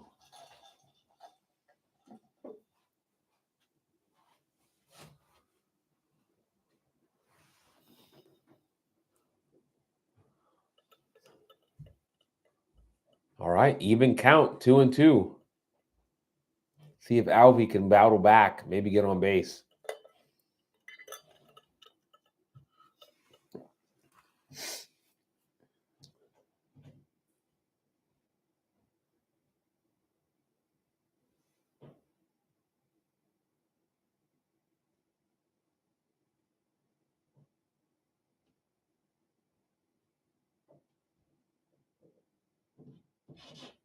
And Alvarez flies out to right field.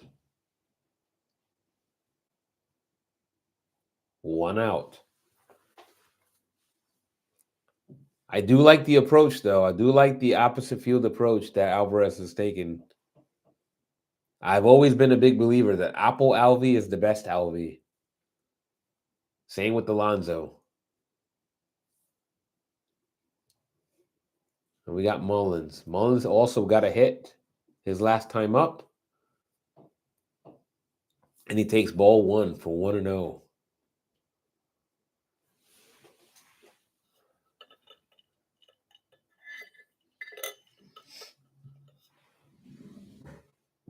Ball 2. 2-0 to Mullins. If Mullins can draw a walk, he's got that kind of speed. He can easily steal a bag.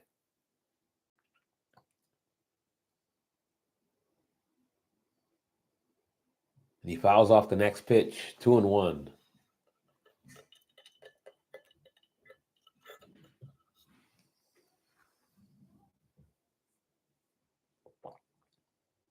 Ball 3. 3-1.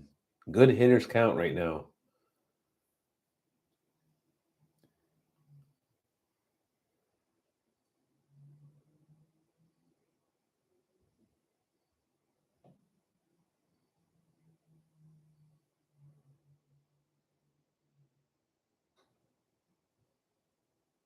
And Mullins flies out to right field. 2 down. That'll bring up the top of the order in Lindor.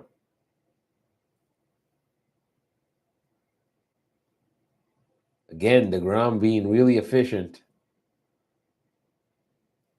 Just over 60 pitches right now.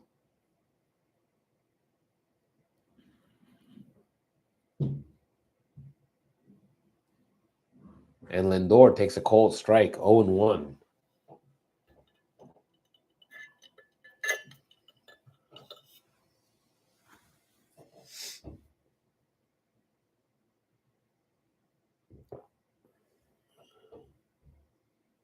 And Lindor flies out to left field. That'll be it for the Mets in the bottom of the 5th.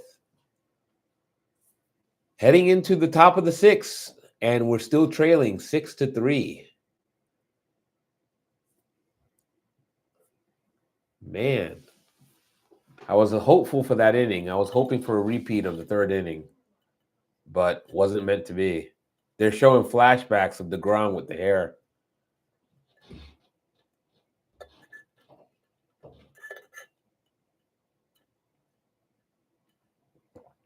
Yeah, Lindor did give it a little bit of a ride.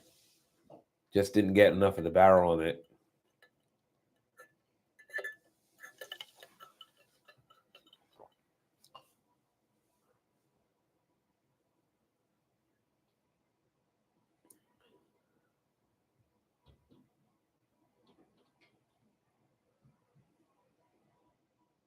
All right. It looks like let's see if Stanek comes back out for the sixth inning. Given how strong he looked in the fifth inning, I gotta imagine we're gonna see Stanek back again.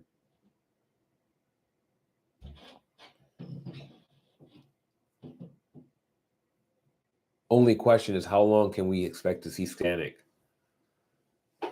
He's not a guy that's known for throwing a whole bunch of innings.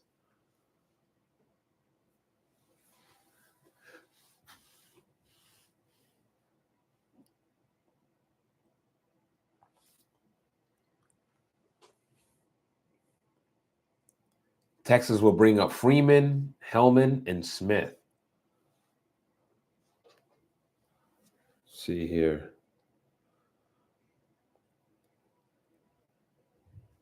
So tomorrow's game is going to be a 4:00 game. I don't think I'm going to stream tomorrow's game. We'll see. I got a bunch of got some stuff to do, but we'll see.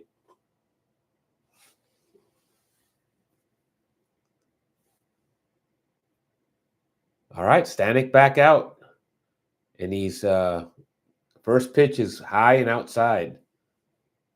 Ball one.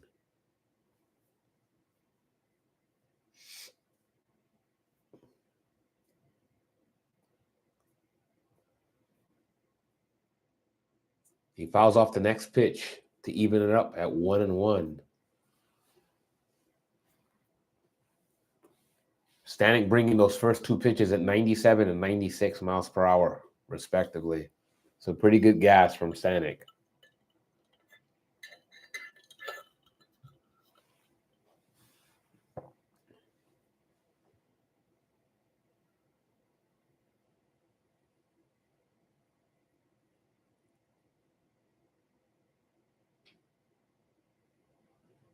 And Cody Freeman pops out to Lindor for the first out of the inning.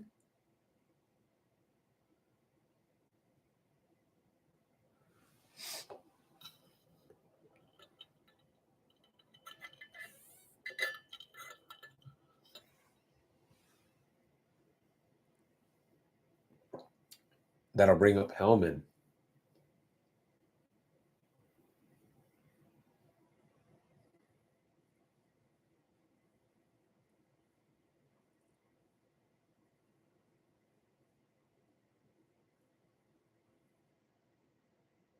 And Hellman takes the first pitch, low and outside. Oh, Hellman grounds out. Grounds out to second base. Beatty flips over to Alonso. 2 down. Fat Thor is moving right along.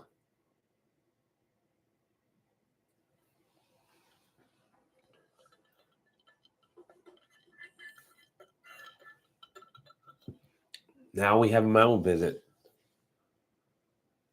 Why are we having a mound visit? Stanek is literally dealing right now.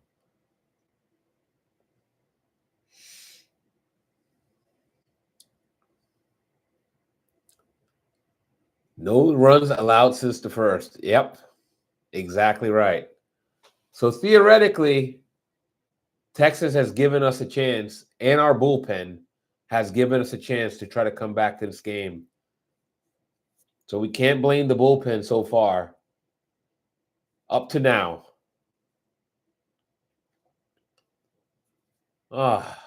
Okay. Okay. So they're bringing in Frankie Montas. Stanek was dealing. He got 5 straight outs, and they're taking him out to bring in Frankie Montas. I don't know how I feel about this. How do you guys feel about it? You got to question what the motivation is here. Frankie Montas, I mean, who knows? He might just come in and pitch brilliantly, but he's just not somebody I trust right now. I mean, to be honest, Stanek wasn't somebody I trusted either, but he just came in and threw and got 5 straight outs. So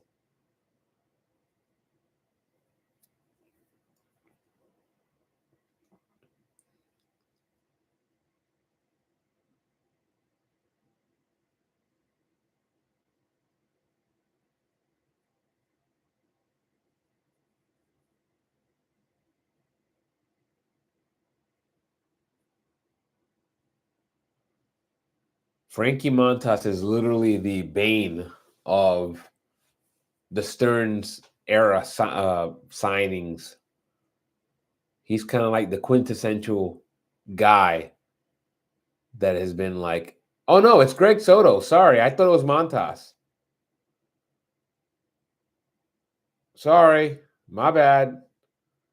Greg Soto is a little bit more of a sane choice. But again, yeah, let him finish the inning. Yeah, he was dealing. I saw no sign of a Fat Thor that was struggling in that inning. This is just like getting cute. This is one of those things. This move right here is Mendoza getting cute. All right, well, I mean, at least Greg Soto came in and got the ground ball, so that's good.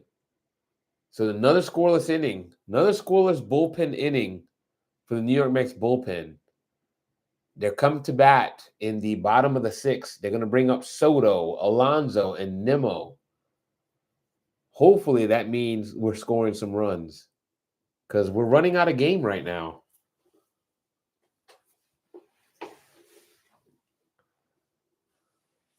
I don't know why I thought that was Frankie Montas. I guess him and Soto kind of have the similar body types.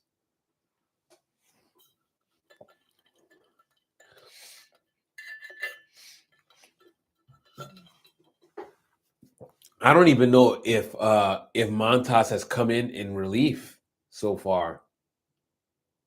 Is Montas even activated? I have not seen Frankie Montas since he's been taken away from the starting rotation. So I just assumed that he's hurt or hurt. I think a bunch of these guys are not really hurt at all. I think they're just being told, hey, say something hurts and we'll still pay you and we'll bring somebody else to play in your place.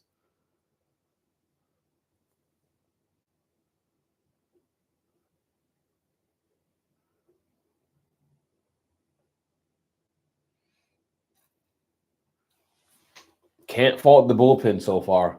Bullpen has been spectacular in relief.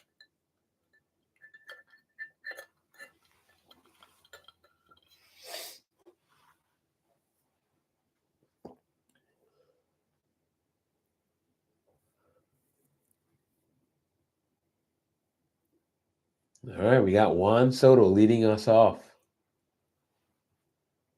Juan, freshly minted member of the 30-30 club. That's huge. That's huge. Less huge if we don't make the playoffs.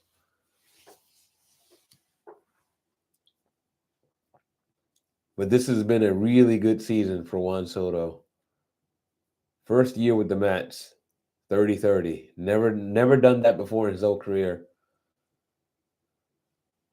And he's quickly down 0-2. Calls the timeout.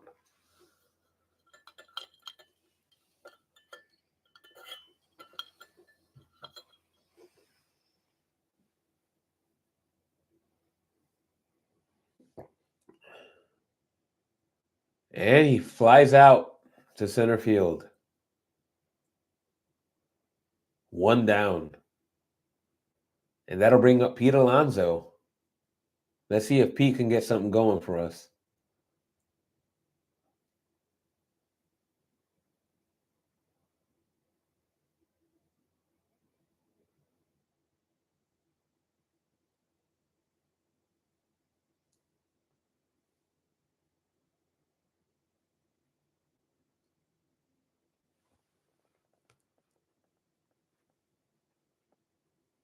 Pete still batting 260 something, 266.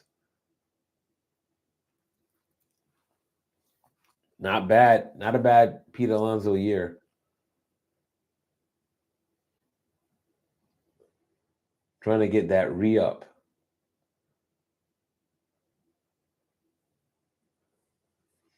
1-1 on Pete Alonso. And he takes a cold strike, 1-2.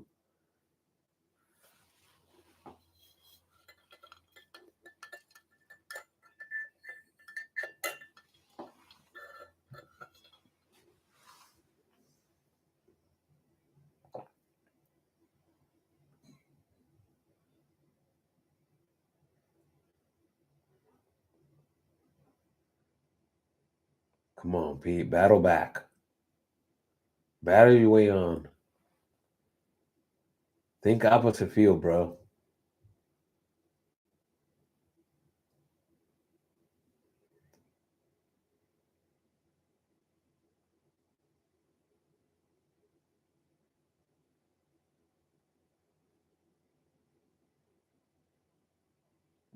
They just showed Edwin Diaz.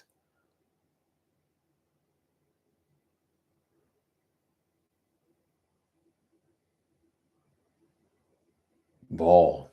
2-2. Even count.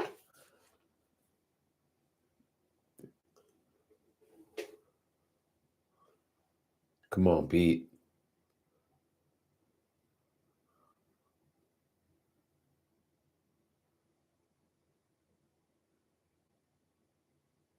And Pete flies out to right field. 2 down. And that'll bring up Nimrod.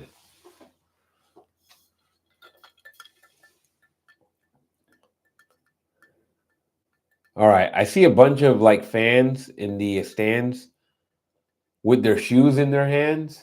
I don't know what that means. Anybody know what that means? Bunch of fans in Citi Field with their shoes on their hands. I have no idea what that means.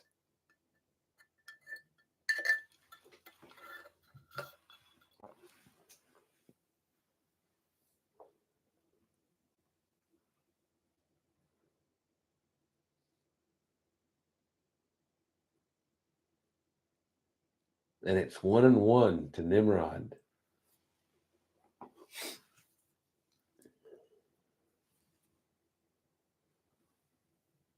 Was that flip-flop thing what was that flip-flop thing this season? I don't even know. Honestly, I don't remember about the flip-flops. But you never know with fans. I think the one thing we can kind of agree with is that this season is very different from last season. In that last season we had so many gimmicks, and Nimmo grounds out to end the inning. So that'll be the end of the end of the sixth inning. We'll head into the top of the seventh, still trailing 6-3.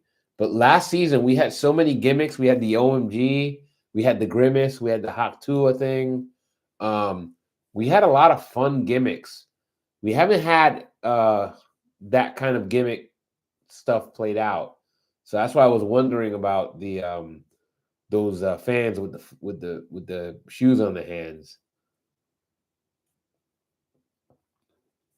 There's too many people doing it for it not to be some kind of gimmick. I do remember the microphone thing with the Phillies.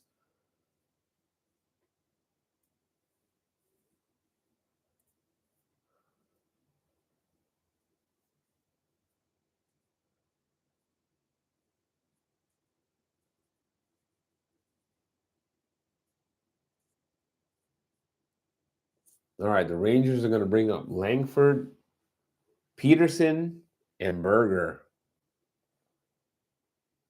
Let's see if the bullpen holds this. I'm assuming we're going to get Greg Soto back.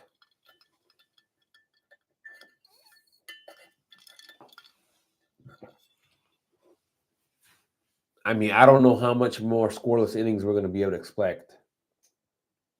So Kelvin says the players were posing in front of giant sandals after home runs early this season. I had no idea what it meant. I also had no idea.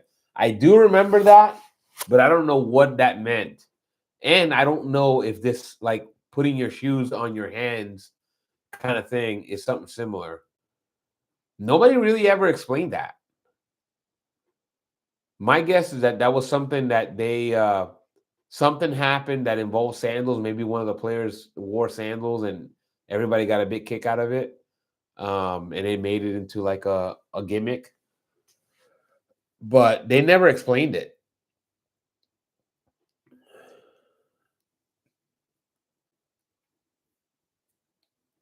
I'm sure somebody has explained it online. I just never looked it up, to be honest. Just didn't seem that fun of a gimmick. I'm like, it's just a used sandal. The hell's up that?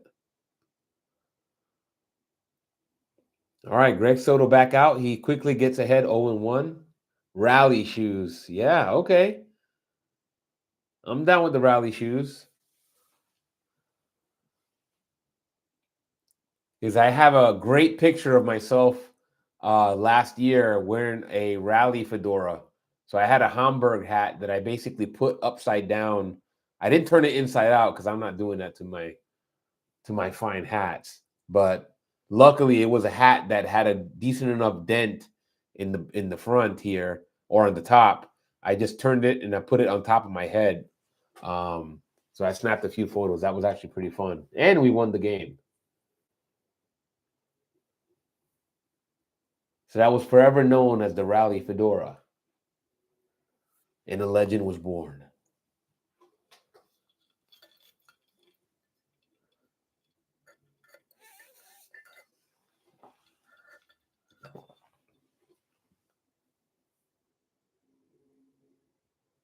Greg Soto's even 2-2 on Langford.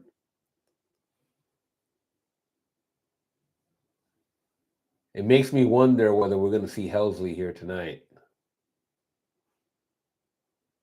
And if so,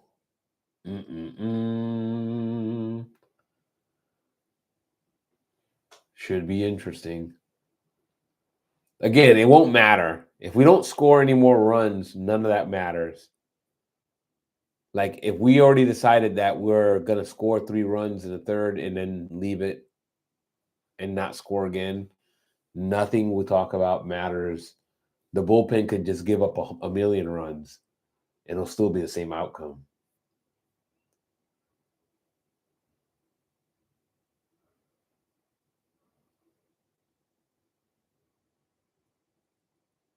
And it looks like we just gave up a walk. We just walked Langford.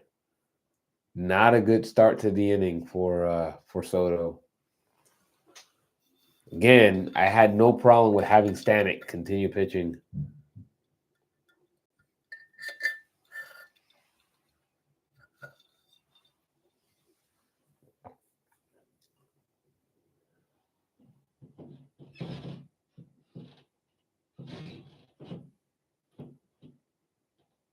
So we have a pinch hitter. Dylan Moore is going to replace and pinch hit for Jock Peterson.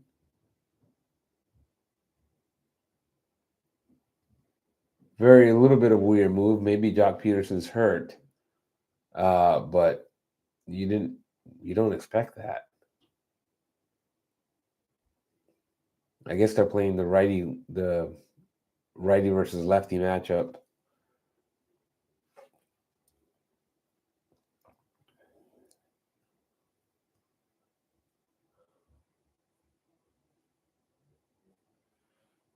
And Soto quickly jumps out 0-2 to Moore.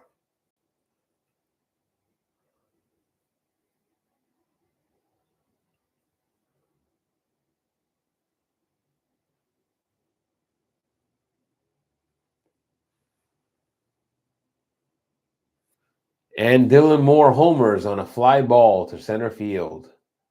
Just like that, our 3-run deficit is now a 5-run deficit. So much for the rally shoes.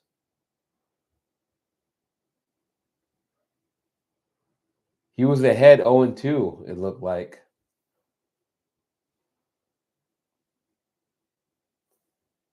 Yep. Bullpen is full of Uber drivers. Yeah. I mean, it was going well up until Soto got in here. Stanek was actually pitching. Fat Thor was actually pitching pretty well and dealing. So this looks like it was a great move by Texas to do the pinch hitter. They pinch hit for Jock Peterson to get the favorable righty versus lefty matchup, and it pays off. They hit a home run. There you go. So just like that, we're down 5 runs now.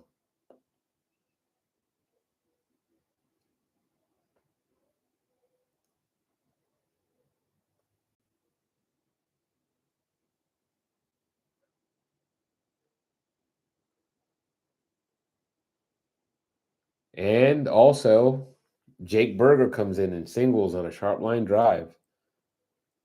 So we started back up with somebody on base, nobody out. I think it's time to pull the plug on Soto.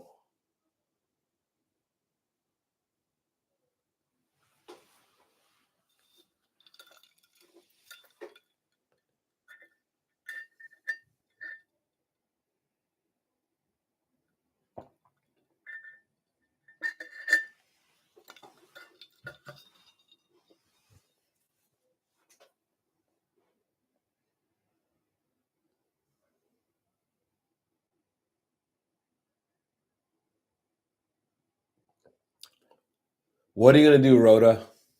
What are you going to do? If you've been watching this bullpen work, you kind of figured it was a matter of time before they showed you true colors. But we did get a really heck of a great effort, 3 1/3 innings from Brazoban.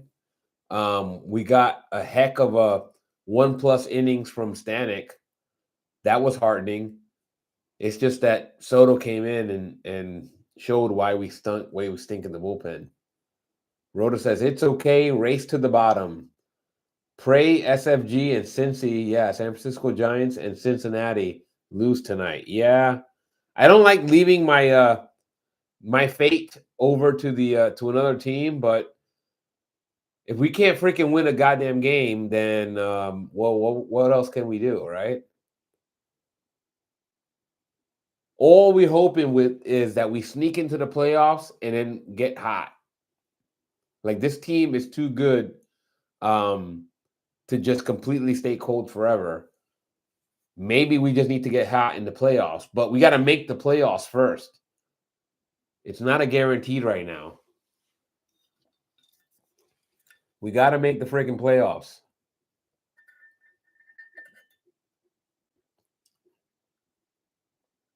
Hey, what's up?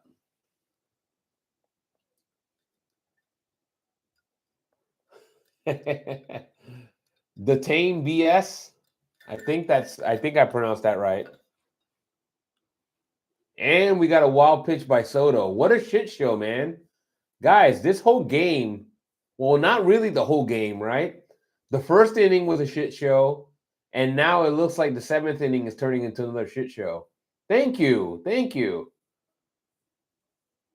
I appreciate it, man. This has been a tough game to call because Jonah Tong basically walked 4 batters in the first inning and looked like he was about to go and burst into tears on the dugout, you know?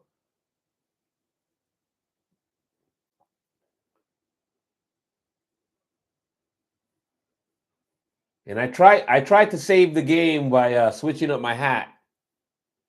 I started off with this hat, which I thought was my lucky hat. You know, I don't know if you guys know this, but if you guys look at the hat here, it has jump wings.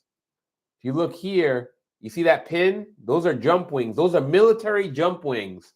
So when I bought this hat, it must have belonged to somebody that was in the military that went to airborne school and got their jump wings. The Rangers got a bunch of no names too. Yeah, Rangers are just a ragtag bunch of players. When I'm looking up and down the lineup, other than maybe Jacques Peterson, I didn't really know anybody else on that team.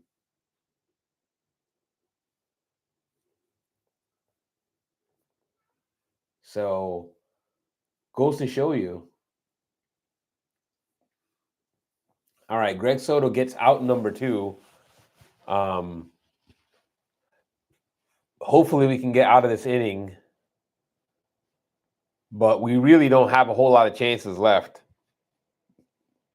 We got to get these 2 runs back and then some. But before that, we got to get out of this inning. We got Berger sitting on third base right now.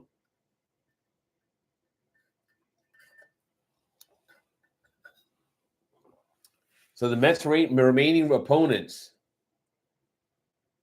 It looks like we got 2 games versus the Rangers. We got the Padres coming up. No easy wins, man. There's no easy games here. Full disclosure, I am a Rangers fan, but Mets are definitely my favorite team in New York. Hey, no worries. No worries, my friend. You're welcome here. Like I said, you seem like a good dude. Nothing wrong with rooting for your team. Um, ultimately, it came down to that first inning or so far. Jonathan walked four guys. Like, you can't win a ball game walking four guys. But something was up with him. So it looks like Jonah Heim strikes out. So we get out the inning, but not before the Tigers. The Rangers, the Texas Rangers, scored 2 runs to increase their lead to 5 runs going into the bottom of the 7th. Jonah Tong started off this game. I don't know, something was wrong. I don't know if it was the mound. I don't know if he was experiencing some kind of like discomfort, but he was falling off the mound as he was delivering his pitch. So, yeah, walks will always kill you. Yeah. Yeah. I mean, you watch this game, you don't have to watch this game for that long and know that walks are a death knell, Nothing irritates people more, the fans that are watching more than watching their pitcher walk a guy, because you already know that guy is going to end up scoring more often than not. It used to be back in the day, right? When if you walked a guy like Ricky Henderson or Vince Coleman or Tim Raines, you knew that guy was going to score for sure because, the stolen base. And I feel like the Mets are, one of those teams that are bringing back the stolen base, as a team. Obviously we're never going to have another Ricky Henderson. We're never going to have another, Tim Raines or Vince Coleman. That kind of speed out there and those kind of stolen bases. We're not going to see somebody stealing 100 bases, at least not for a little bit. But yeah, like I feel like the walks, it's really easy to know that you walk guys, they're going to score. So I heard the fans start booing early too. Yeah, I don't blame them. Again, I hate the fact. I mean, Jonathan it's not his fault. He's been promoted earlier than he probably should have been. Right? Jonathan is a pitcher. First of all, he's not Nolan McLean. Nolan McLean's ready. Jonathan needs another pitch. Maybe 2 more pitches before he's ready to compete at the big league level. Right? He's a good pitcher. He's got good stuff. But he's not ready to dominate or like be a solid member of a starting rotation until he develops a little bit more. He said they showed before the game, Mets are killing it with steals. Top 5 in steals this year, I think. Yeah, I believe it. I didn't look up the stats, but I believe it because their whole, like I said, our first base coach is really training up our players to eye the pitcher and to steal, to try to steal and find out when the pitcher is gonna how to tell when a pitcher is gonna go to home plate. So Soto, you can imagine.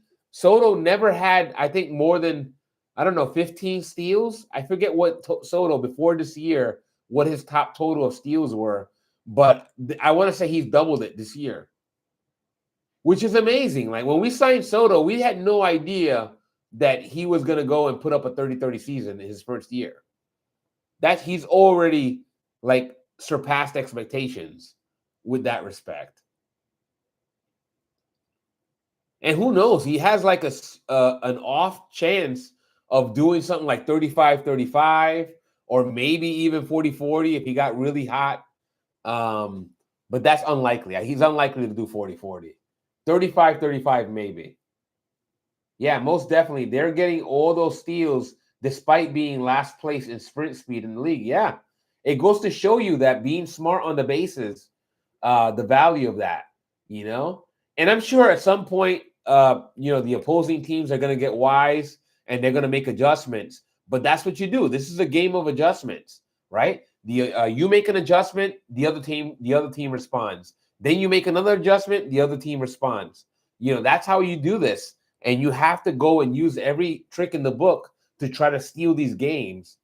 Because again, there are no easy teams in this league. Even when we played the Rockies played us tough. Now, when we first played the Rockies, they only had 9 games to their name, and they played us tough. They were not easy games.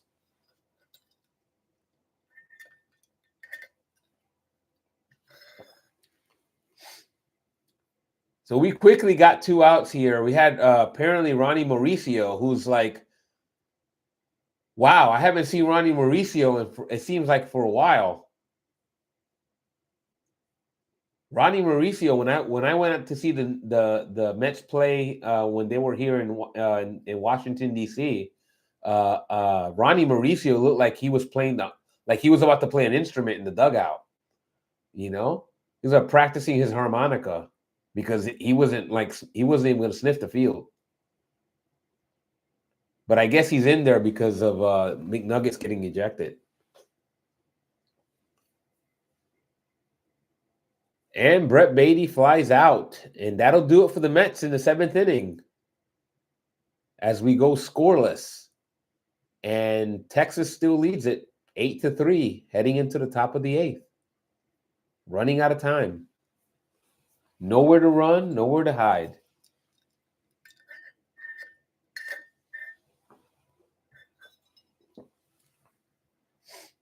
Anyhow, guys, thanks for rocking with me tonight. Don't forget to hit that like button.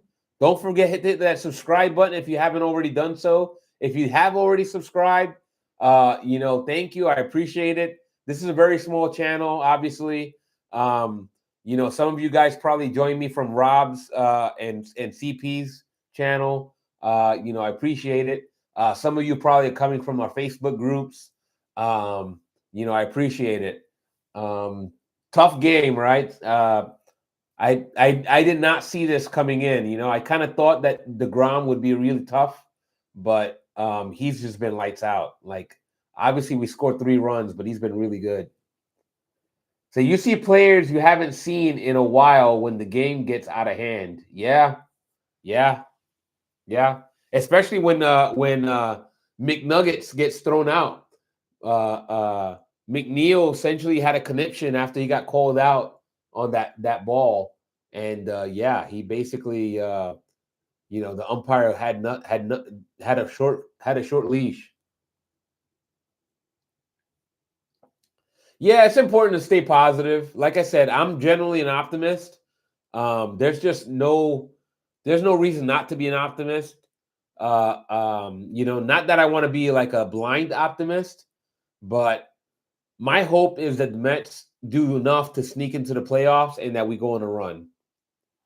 Yeah. What happened was, McNuggets was battling against DeGrom. He was putting a good bat together, but DeGrom snuck in a pitch. It was too close to take, to be honest. To try to keep it as unbiased as possible, it was too close to take. But McNuggets took it. He got rung up, and then basically he didn't look at the ump, but he kind of did some kind of weird spin and then yelled, and you could tell he dropped an F-bomb. He dropped an F-bomb and maybe said something else, and the umpire right away threw him out. So before Mendoza could come out and save McNeil, the umpire had already thrown McNeil out. So McNeil was kind of just like smiling. He knew he must have said something that was going to get him tossed out. But that's what McNeil does. McNeil's a hothead, If you watch McNeil play for any amount of time, you will see he takes, he goes berserk, right? He's a very emotional player.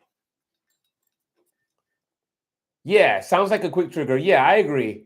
Like I said, if you watch, it might have been an umpire that didn't know McNeil. McNeil is somebody that will yell and drop an F-bomb. I don't know. If I didn't know any better, I would say that McNeil has Tourette syndrome. He's just one of those guys that drops he'll drop an F-bomb at the drop of a hat. That's why I want to see him golf one day. McNeil is basically Happy Gilmore. He's like the baseball version of Happy Gilmore. And that's funny because he actually golfs.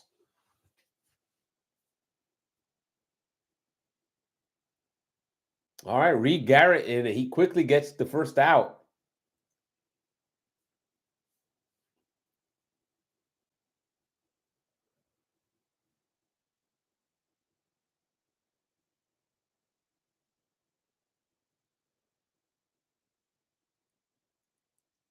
Well, people are shaking DeGrom's hand. It looks like he's done for the evening. He had a great night. Yeah, DeGrom's put together a really solid season so far. ERA under 3.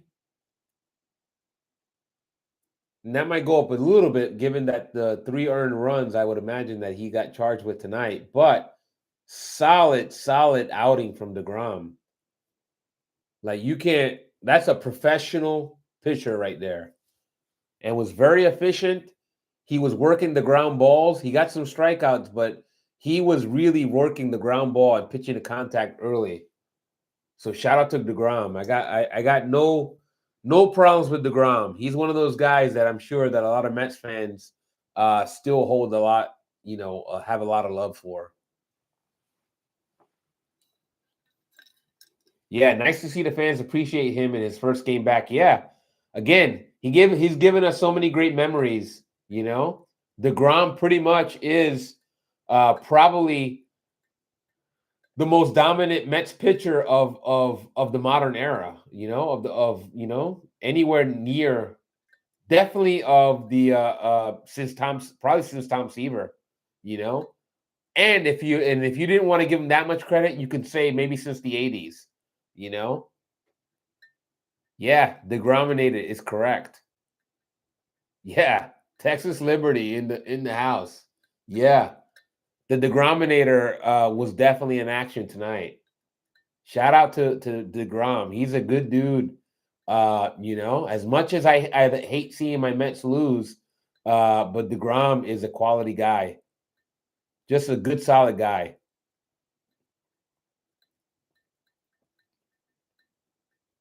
Nice to see him have turned things around after all those injuries that he had.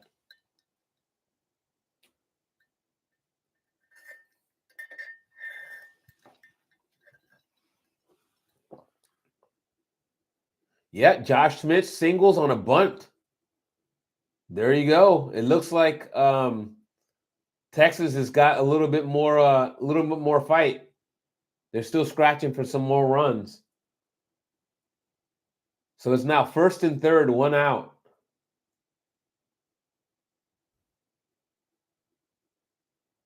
Oh boy.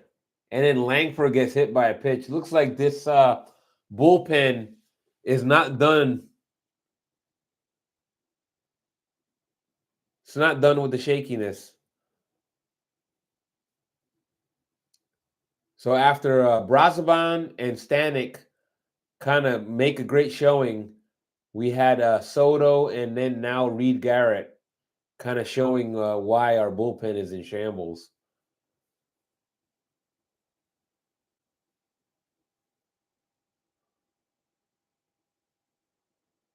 Man, he hit him right between the numbers.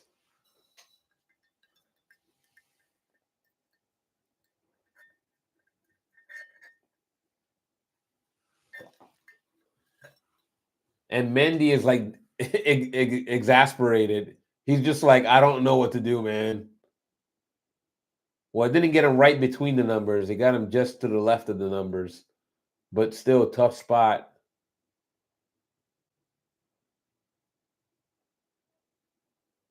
Well, all we can hope for is that we get a ground ball, double play ball here. And Dylan Moore, they pinch hit for Dylan Moore, who hit a home run as a pinch hitter last time. So Texas is not afraid. Do you think it was intentional? No, I don't think it was intentional. Like if it was intentional, then then Reed Garrett did that on himself.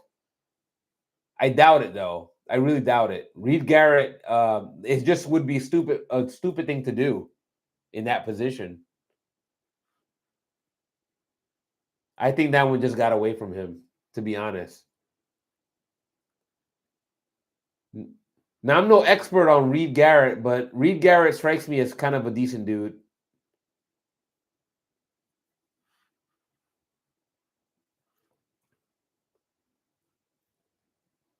And we got Rowdy Tellez. What a great name, Rowdy Tellez. He's a bruiser too, man. He's a big dude.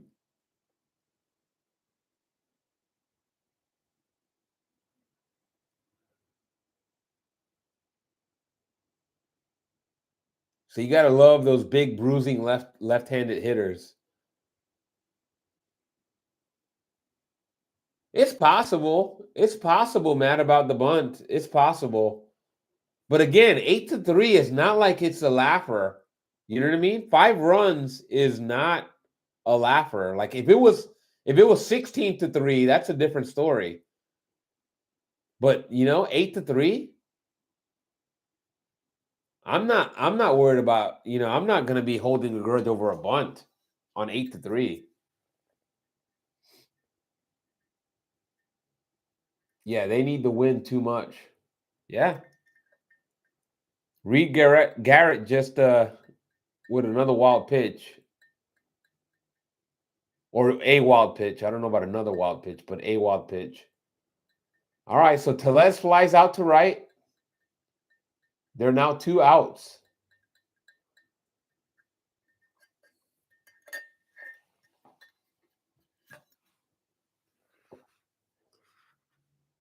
And that'll bring up Jake Burger with the bases jacked. All right. It looks like Jake Burger got an out, but let's see. Reed Garrett threw him a 98-mile-per-hour sinker. Yep, he grounds into a force out over to Lindor, over to second. And that gets us out of the inning. So the Texas Rangers threaten in the top of the 8th, but come up empty.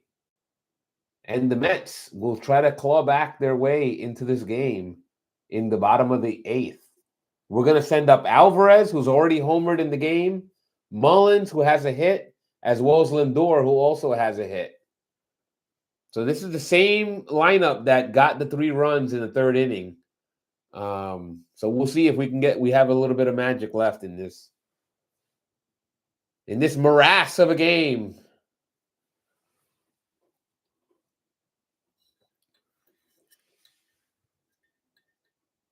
Man, do I know how to pick them? Again, I had no idea that Jonah Tong was going to have the start that he had, man. I hope he's okay. He looked like he was going to burst into tears, The dude's 22 years old, but, he looks like he's 12. Best NYC movie? Best New York City movie? Oh, man, there's so many good ones. Probably The Warriors. I picked The Warriors because I'm a Brooklyn boy.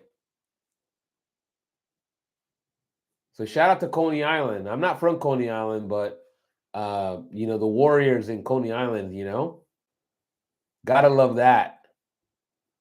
Warriors, come out to play. Shout out to the Warriors. But so many good ones. You got Beat Street. You got Wild Style. Some really good New York. Crush Groove. Those are good New York City movies. Then you got like old school gangster movies. Then you got King of New York with Christopher Walken. You also have Gangs in New York with Leonardo DiCaprio. New York has lots of great movies. But yeah, if I pick one, I'm going to go with the Warriors. Unless I think of a better one. Does Spider-Man Homecoming count as an NYC movie? Yeah, why not? You know what? I remember the original Spider-Man movie. That was shot in like Woodside, either Woodside or Sunnyside, Queens. Shout out to Queens. I used to live in Forest Hills, Queens.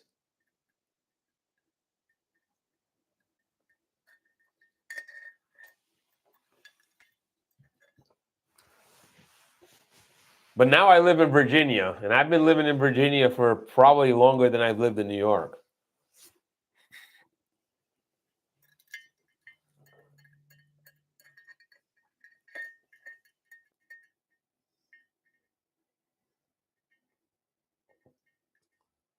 All right, Alvy is down 1-2.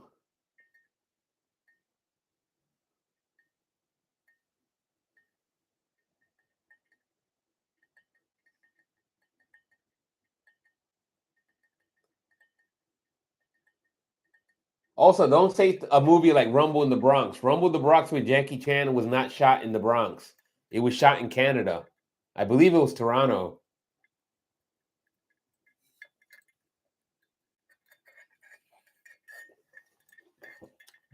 Have you ever been to Toronto? Toronto looks very much like New York.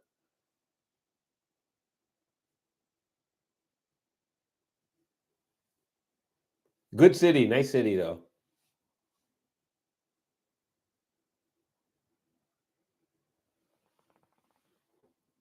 It looks like we got Helsley in the warming up.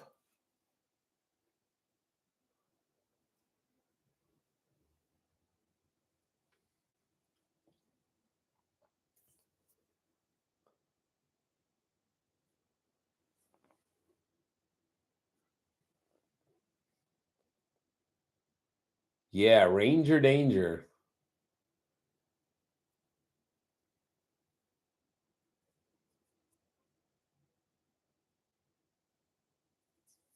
Hey, is this Rico Garcia pitching for the Rangers? Oh, you've never been to New York City, to New York. Yeah, you should try it.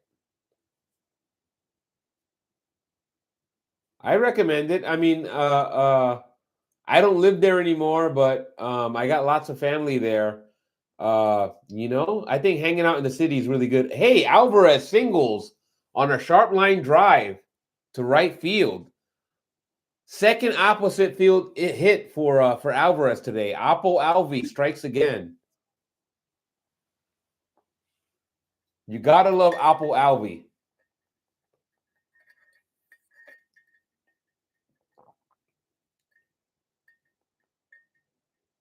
Kelvin says it's incredible. You should go. Yeah, I agree. If you go into the city, you should try to go to Speakeasy. I don't know. It's a little corny for some people, but for me, I like it. I think going to a Speakeasy in New York is a good way to spend your time and your money. It's Garcia from the Nationals preseason trade for Nathaniel Lowe. Okay, gotcha. Thank you.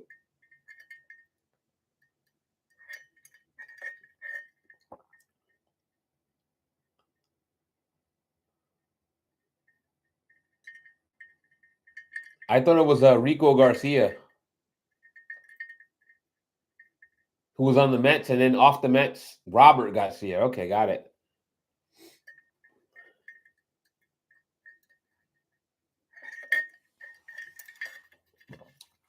All right, we got a base runner. We'll see if Mullins can do something. Well, no, Mullins just flied out. Damn. All right, only one down. We got Lindor up.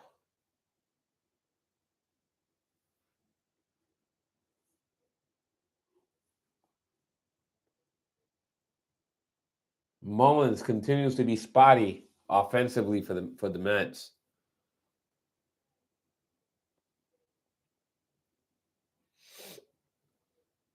And Lindor takes a cold strike, 0-1. So we at least got to score Alvarez. Texas Liberty. Statue of Liberty and the Big Apple. Pizza, as in also Pizza Rat. There's pizza and there's Pizza Rat from New York. Yeah, there you got the Pizza Rat. I see them at the end. That's awesome. Yeah, the Mets nightmare continues. What are you going to do, man? Lindor strikes out swinging. Let's see if Soto can put one over the fence. At least make this a little bit closer to game, you know? I mean, Lindor from the right side is always a risky proposition. He's just not reliable from the right side. At some point, I'm like, with Lindor, I'm going to be like, we don't want you batting right-handed ever. We'll take our chances with you batting lefty.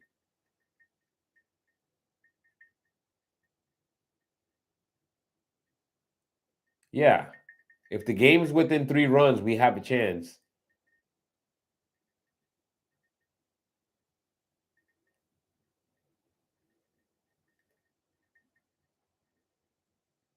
Yeah. Agreed. Lindor from the right side, batting from the right side is just not consistent enough. Detain BS said, I went to Chicago one time. McDonald's headquarters is there. Did some of my training there. Okay, gotcha. Yeah. Shout out to McDonald's. Shout out to Chicago as well. Love Chicago. Chicago has great piano bars. That's the one thing that I learned that Chicago is well known for, the piano bars. Lindor best side is the right side, but not this year. Yeah, well, Lindor's power side is the left side, but his average side, meaning the side that he has more control with the bat, is his right side, but he just hasn't really done well this year. You're right.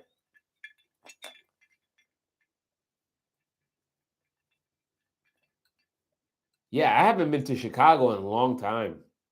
Great city. Great city. They also have some great hat shops there. They have a great hat shop and hat brand called Optimo. And one day I'll get one of those, but they're very expensive. Very expensive hats. Deep dish pizza versus New York style. That's no contest. New York style pizza all the way over deep dish.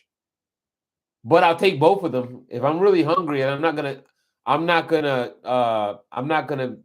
poo-poo deep dish. Like, I haven't met a pizza I didn't like. But if I had to choose and you gave me my choice, I'm picking New York style. Anytime.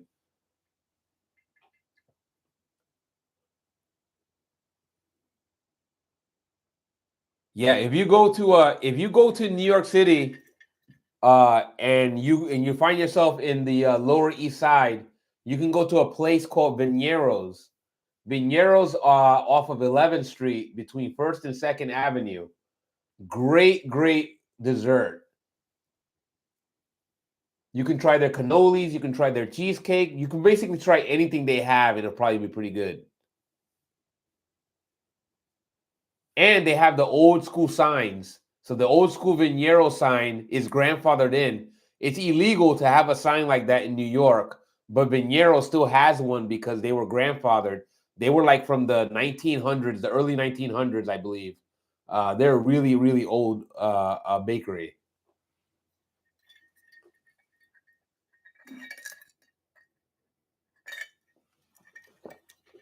All right. Looks like Texas started off the inning strong. Josh Young, whatever the guy's name is, doubles on a sharp line drive to Cedric Mullins. So they already got a guy on second base with nobody out. So Texas is not done trying to score.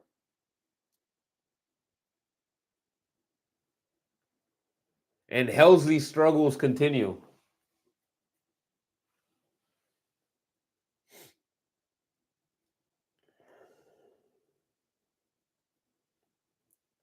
He's just not fooling anybody. They're sitting on his fastball. They're not biting on any other pitch that he's throwing.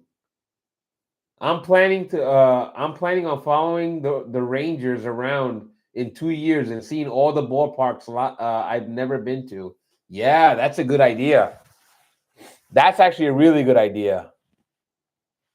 Yeah, I would check out definitely Camden Yards in Baltimore. That's a great field. I'm just thinking of like all the fields that I'm familiar with. Nats Park is okay too. I'm very familiar with Nats Park because that's my closest baseball field. Um, but Camden Yards in Baltimore is really cool field. You know,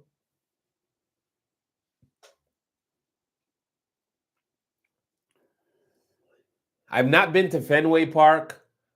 Um, you know what? I've not been to Citi Field yet. I've not caught a game at Citi Field.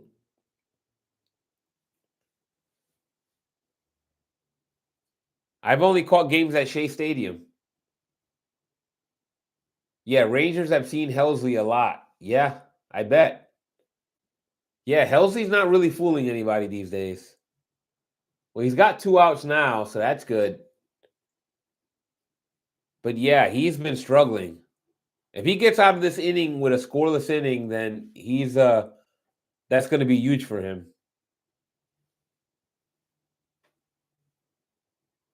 Yeah, that was a great play by Lindor. That was a heads up play by Lindor. You saw that? He kind of threw right off the mark. They're reviewing the play now to see if the guy got back. Yeah, I'm gonna see them all. Yeah, good idea. That's a good way. That's I think a good use of your money. To be honest, that's something I wish I would do. Like right now, I'm gonna try to travel more, but it's not really to see ball fields. I'm gonna just try to travel the world. Um, I'm potentially gonna go to Vietnam pretty soon. I got invited to a wedding out there, so hopefully I'll get to do that. So I was at Citi Field for the third game of the Philly series, which was the last day they were good. First time there. Yeah.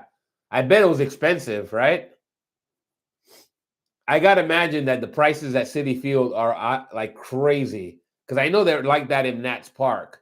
And the Nats aren't even like that great of a team. But yeah, Citi Field's got to be crazy pricey. When I went to the last time the Mets were in town, I was there with my son, and we spent so much money on beer and food. It's ridiculous. It probably costs more than tickets, to be honest.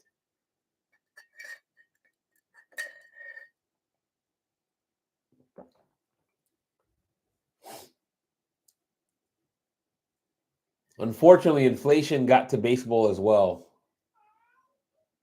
Citi Field, I pay $15 for nosebleeders. That's not bad. Yeah, $15 is not bad at all. But do you buy a beer there? Because a beer probably costs you like $20. So you're really paying for like the food if you end up eating there, unless they allow you to sneak some food in. The prices at the ballparks are so crazy. I would probably try to sneak some food in. I might put a sandwich under my armpit or something. I don't know. It's like for the price that you pay over there, I'll put a sandwich in each armpit and come into the ball field. I don't drink. Oh, okay. Yeah. Well, that's good.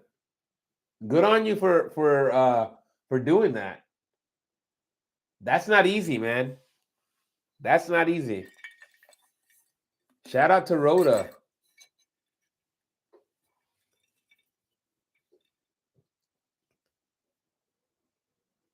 But even then, they'll probably charge you arm and a leg for water, even.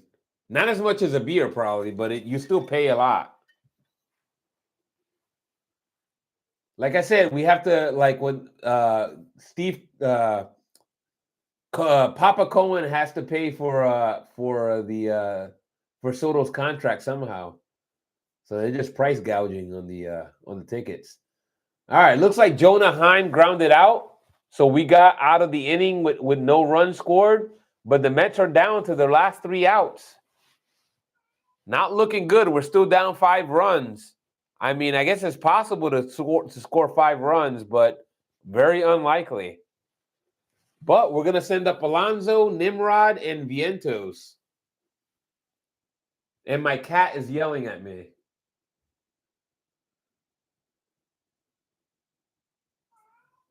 Yes, I know. My cat's yelling at me. I'm sure he's just begging for food.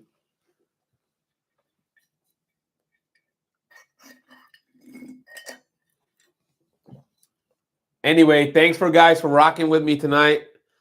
If you're a Mets fan, what can I say? It's not our night tonight. If you're a Rangers fan, congratulations. I always like the Rangers. Honestly, the Texas Rangers are a quality organization. They always pretty much have been, as far as I can remember. But especially if you compare them to like the Astros. The Astros have just had been not that the Astros were always bad. It's just recently, right, with the whole cheating scandal, that kind of put a black eye on the organization. But the Rangers have been pretty quality, So shout out to the Rangers. They played a heck of a game tonight. We still got 3 outs left, but it doesn't. I don't think our boys are going to pull it out, but we'll see. We got Pete Alonso taking the first strike, 0-1.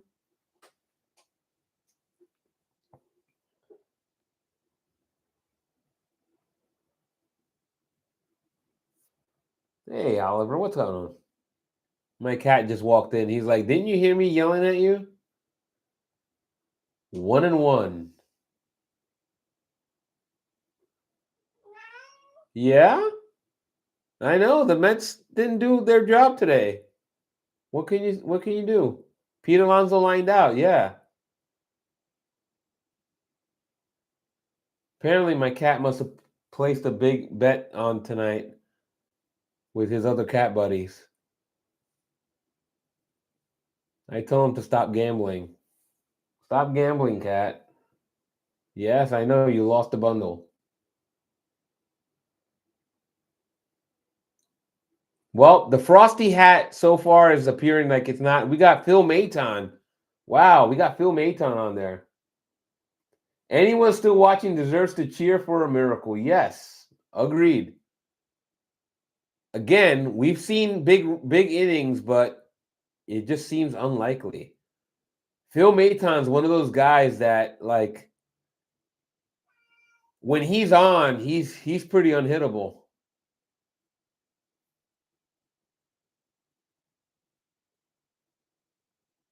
Phil Maton just reminds me of Greg Maddux. I don't know why. There's something about Phil Maton that reminds me of Greg Maddux. Like it's his face. He has one of these like calm faces.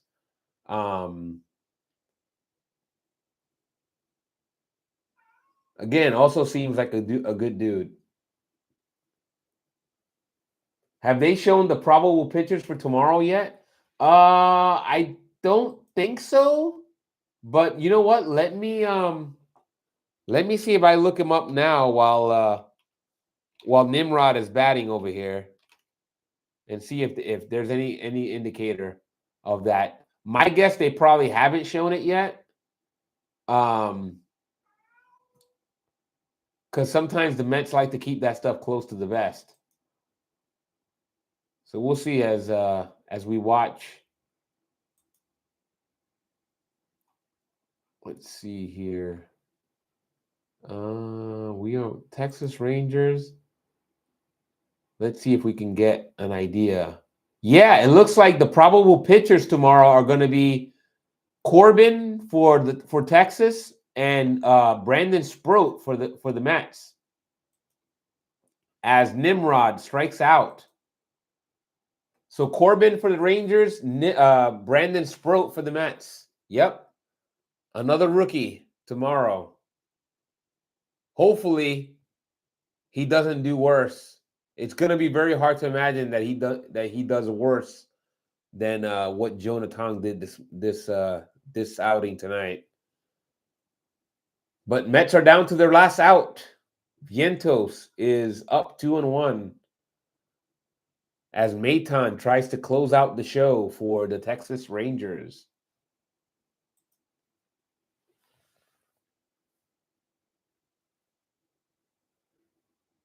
Two and two. Yeah, Mets know Corbin well. Yes, they do. And they just showed a shot of Jonah Tong. He looks a lot more calm now, but you can imagine he's still stewing right now.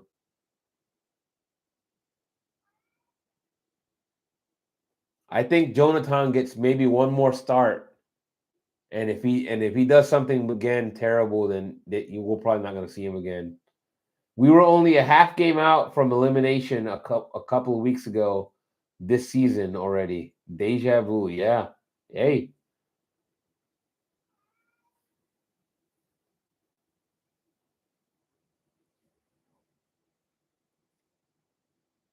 Like I said, hopefully we can sneak into the playoffs and then get on a hot streak.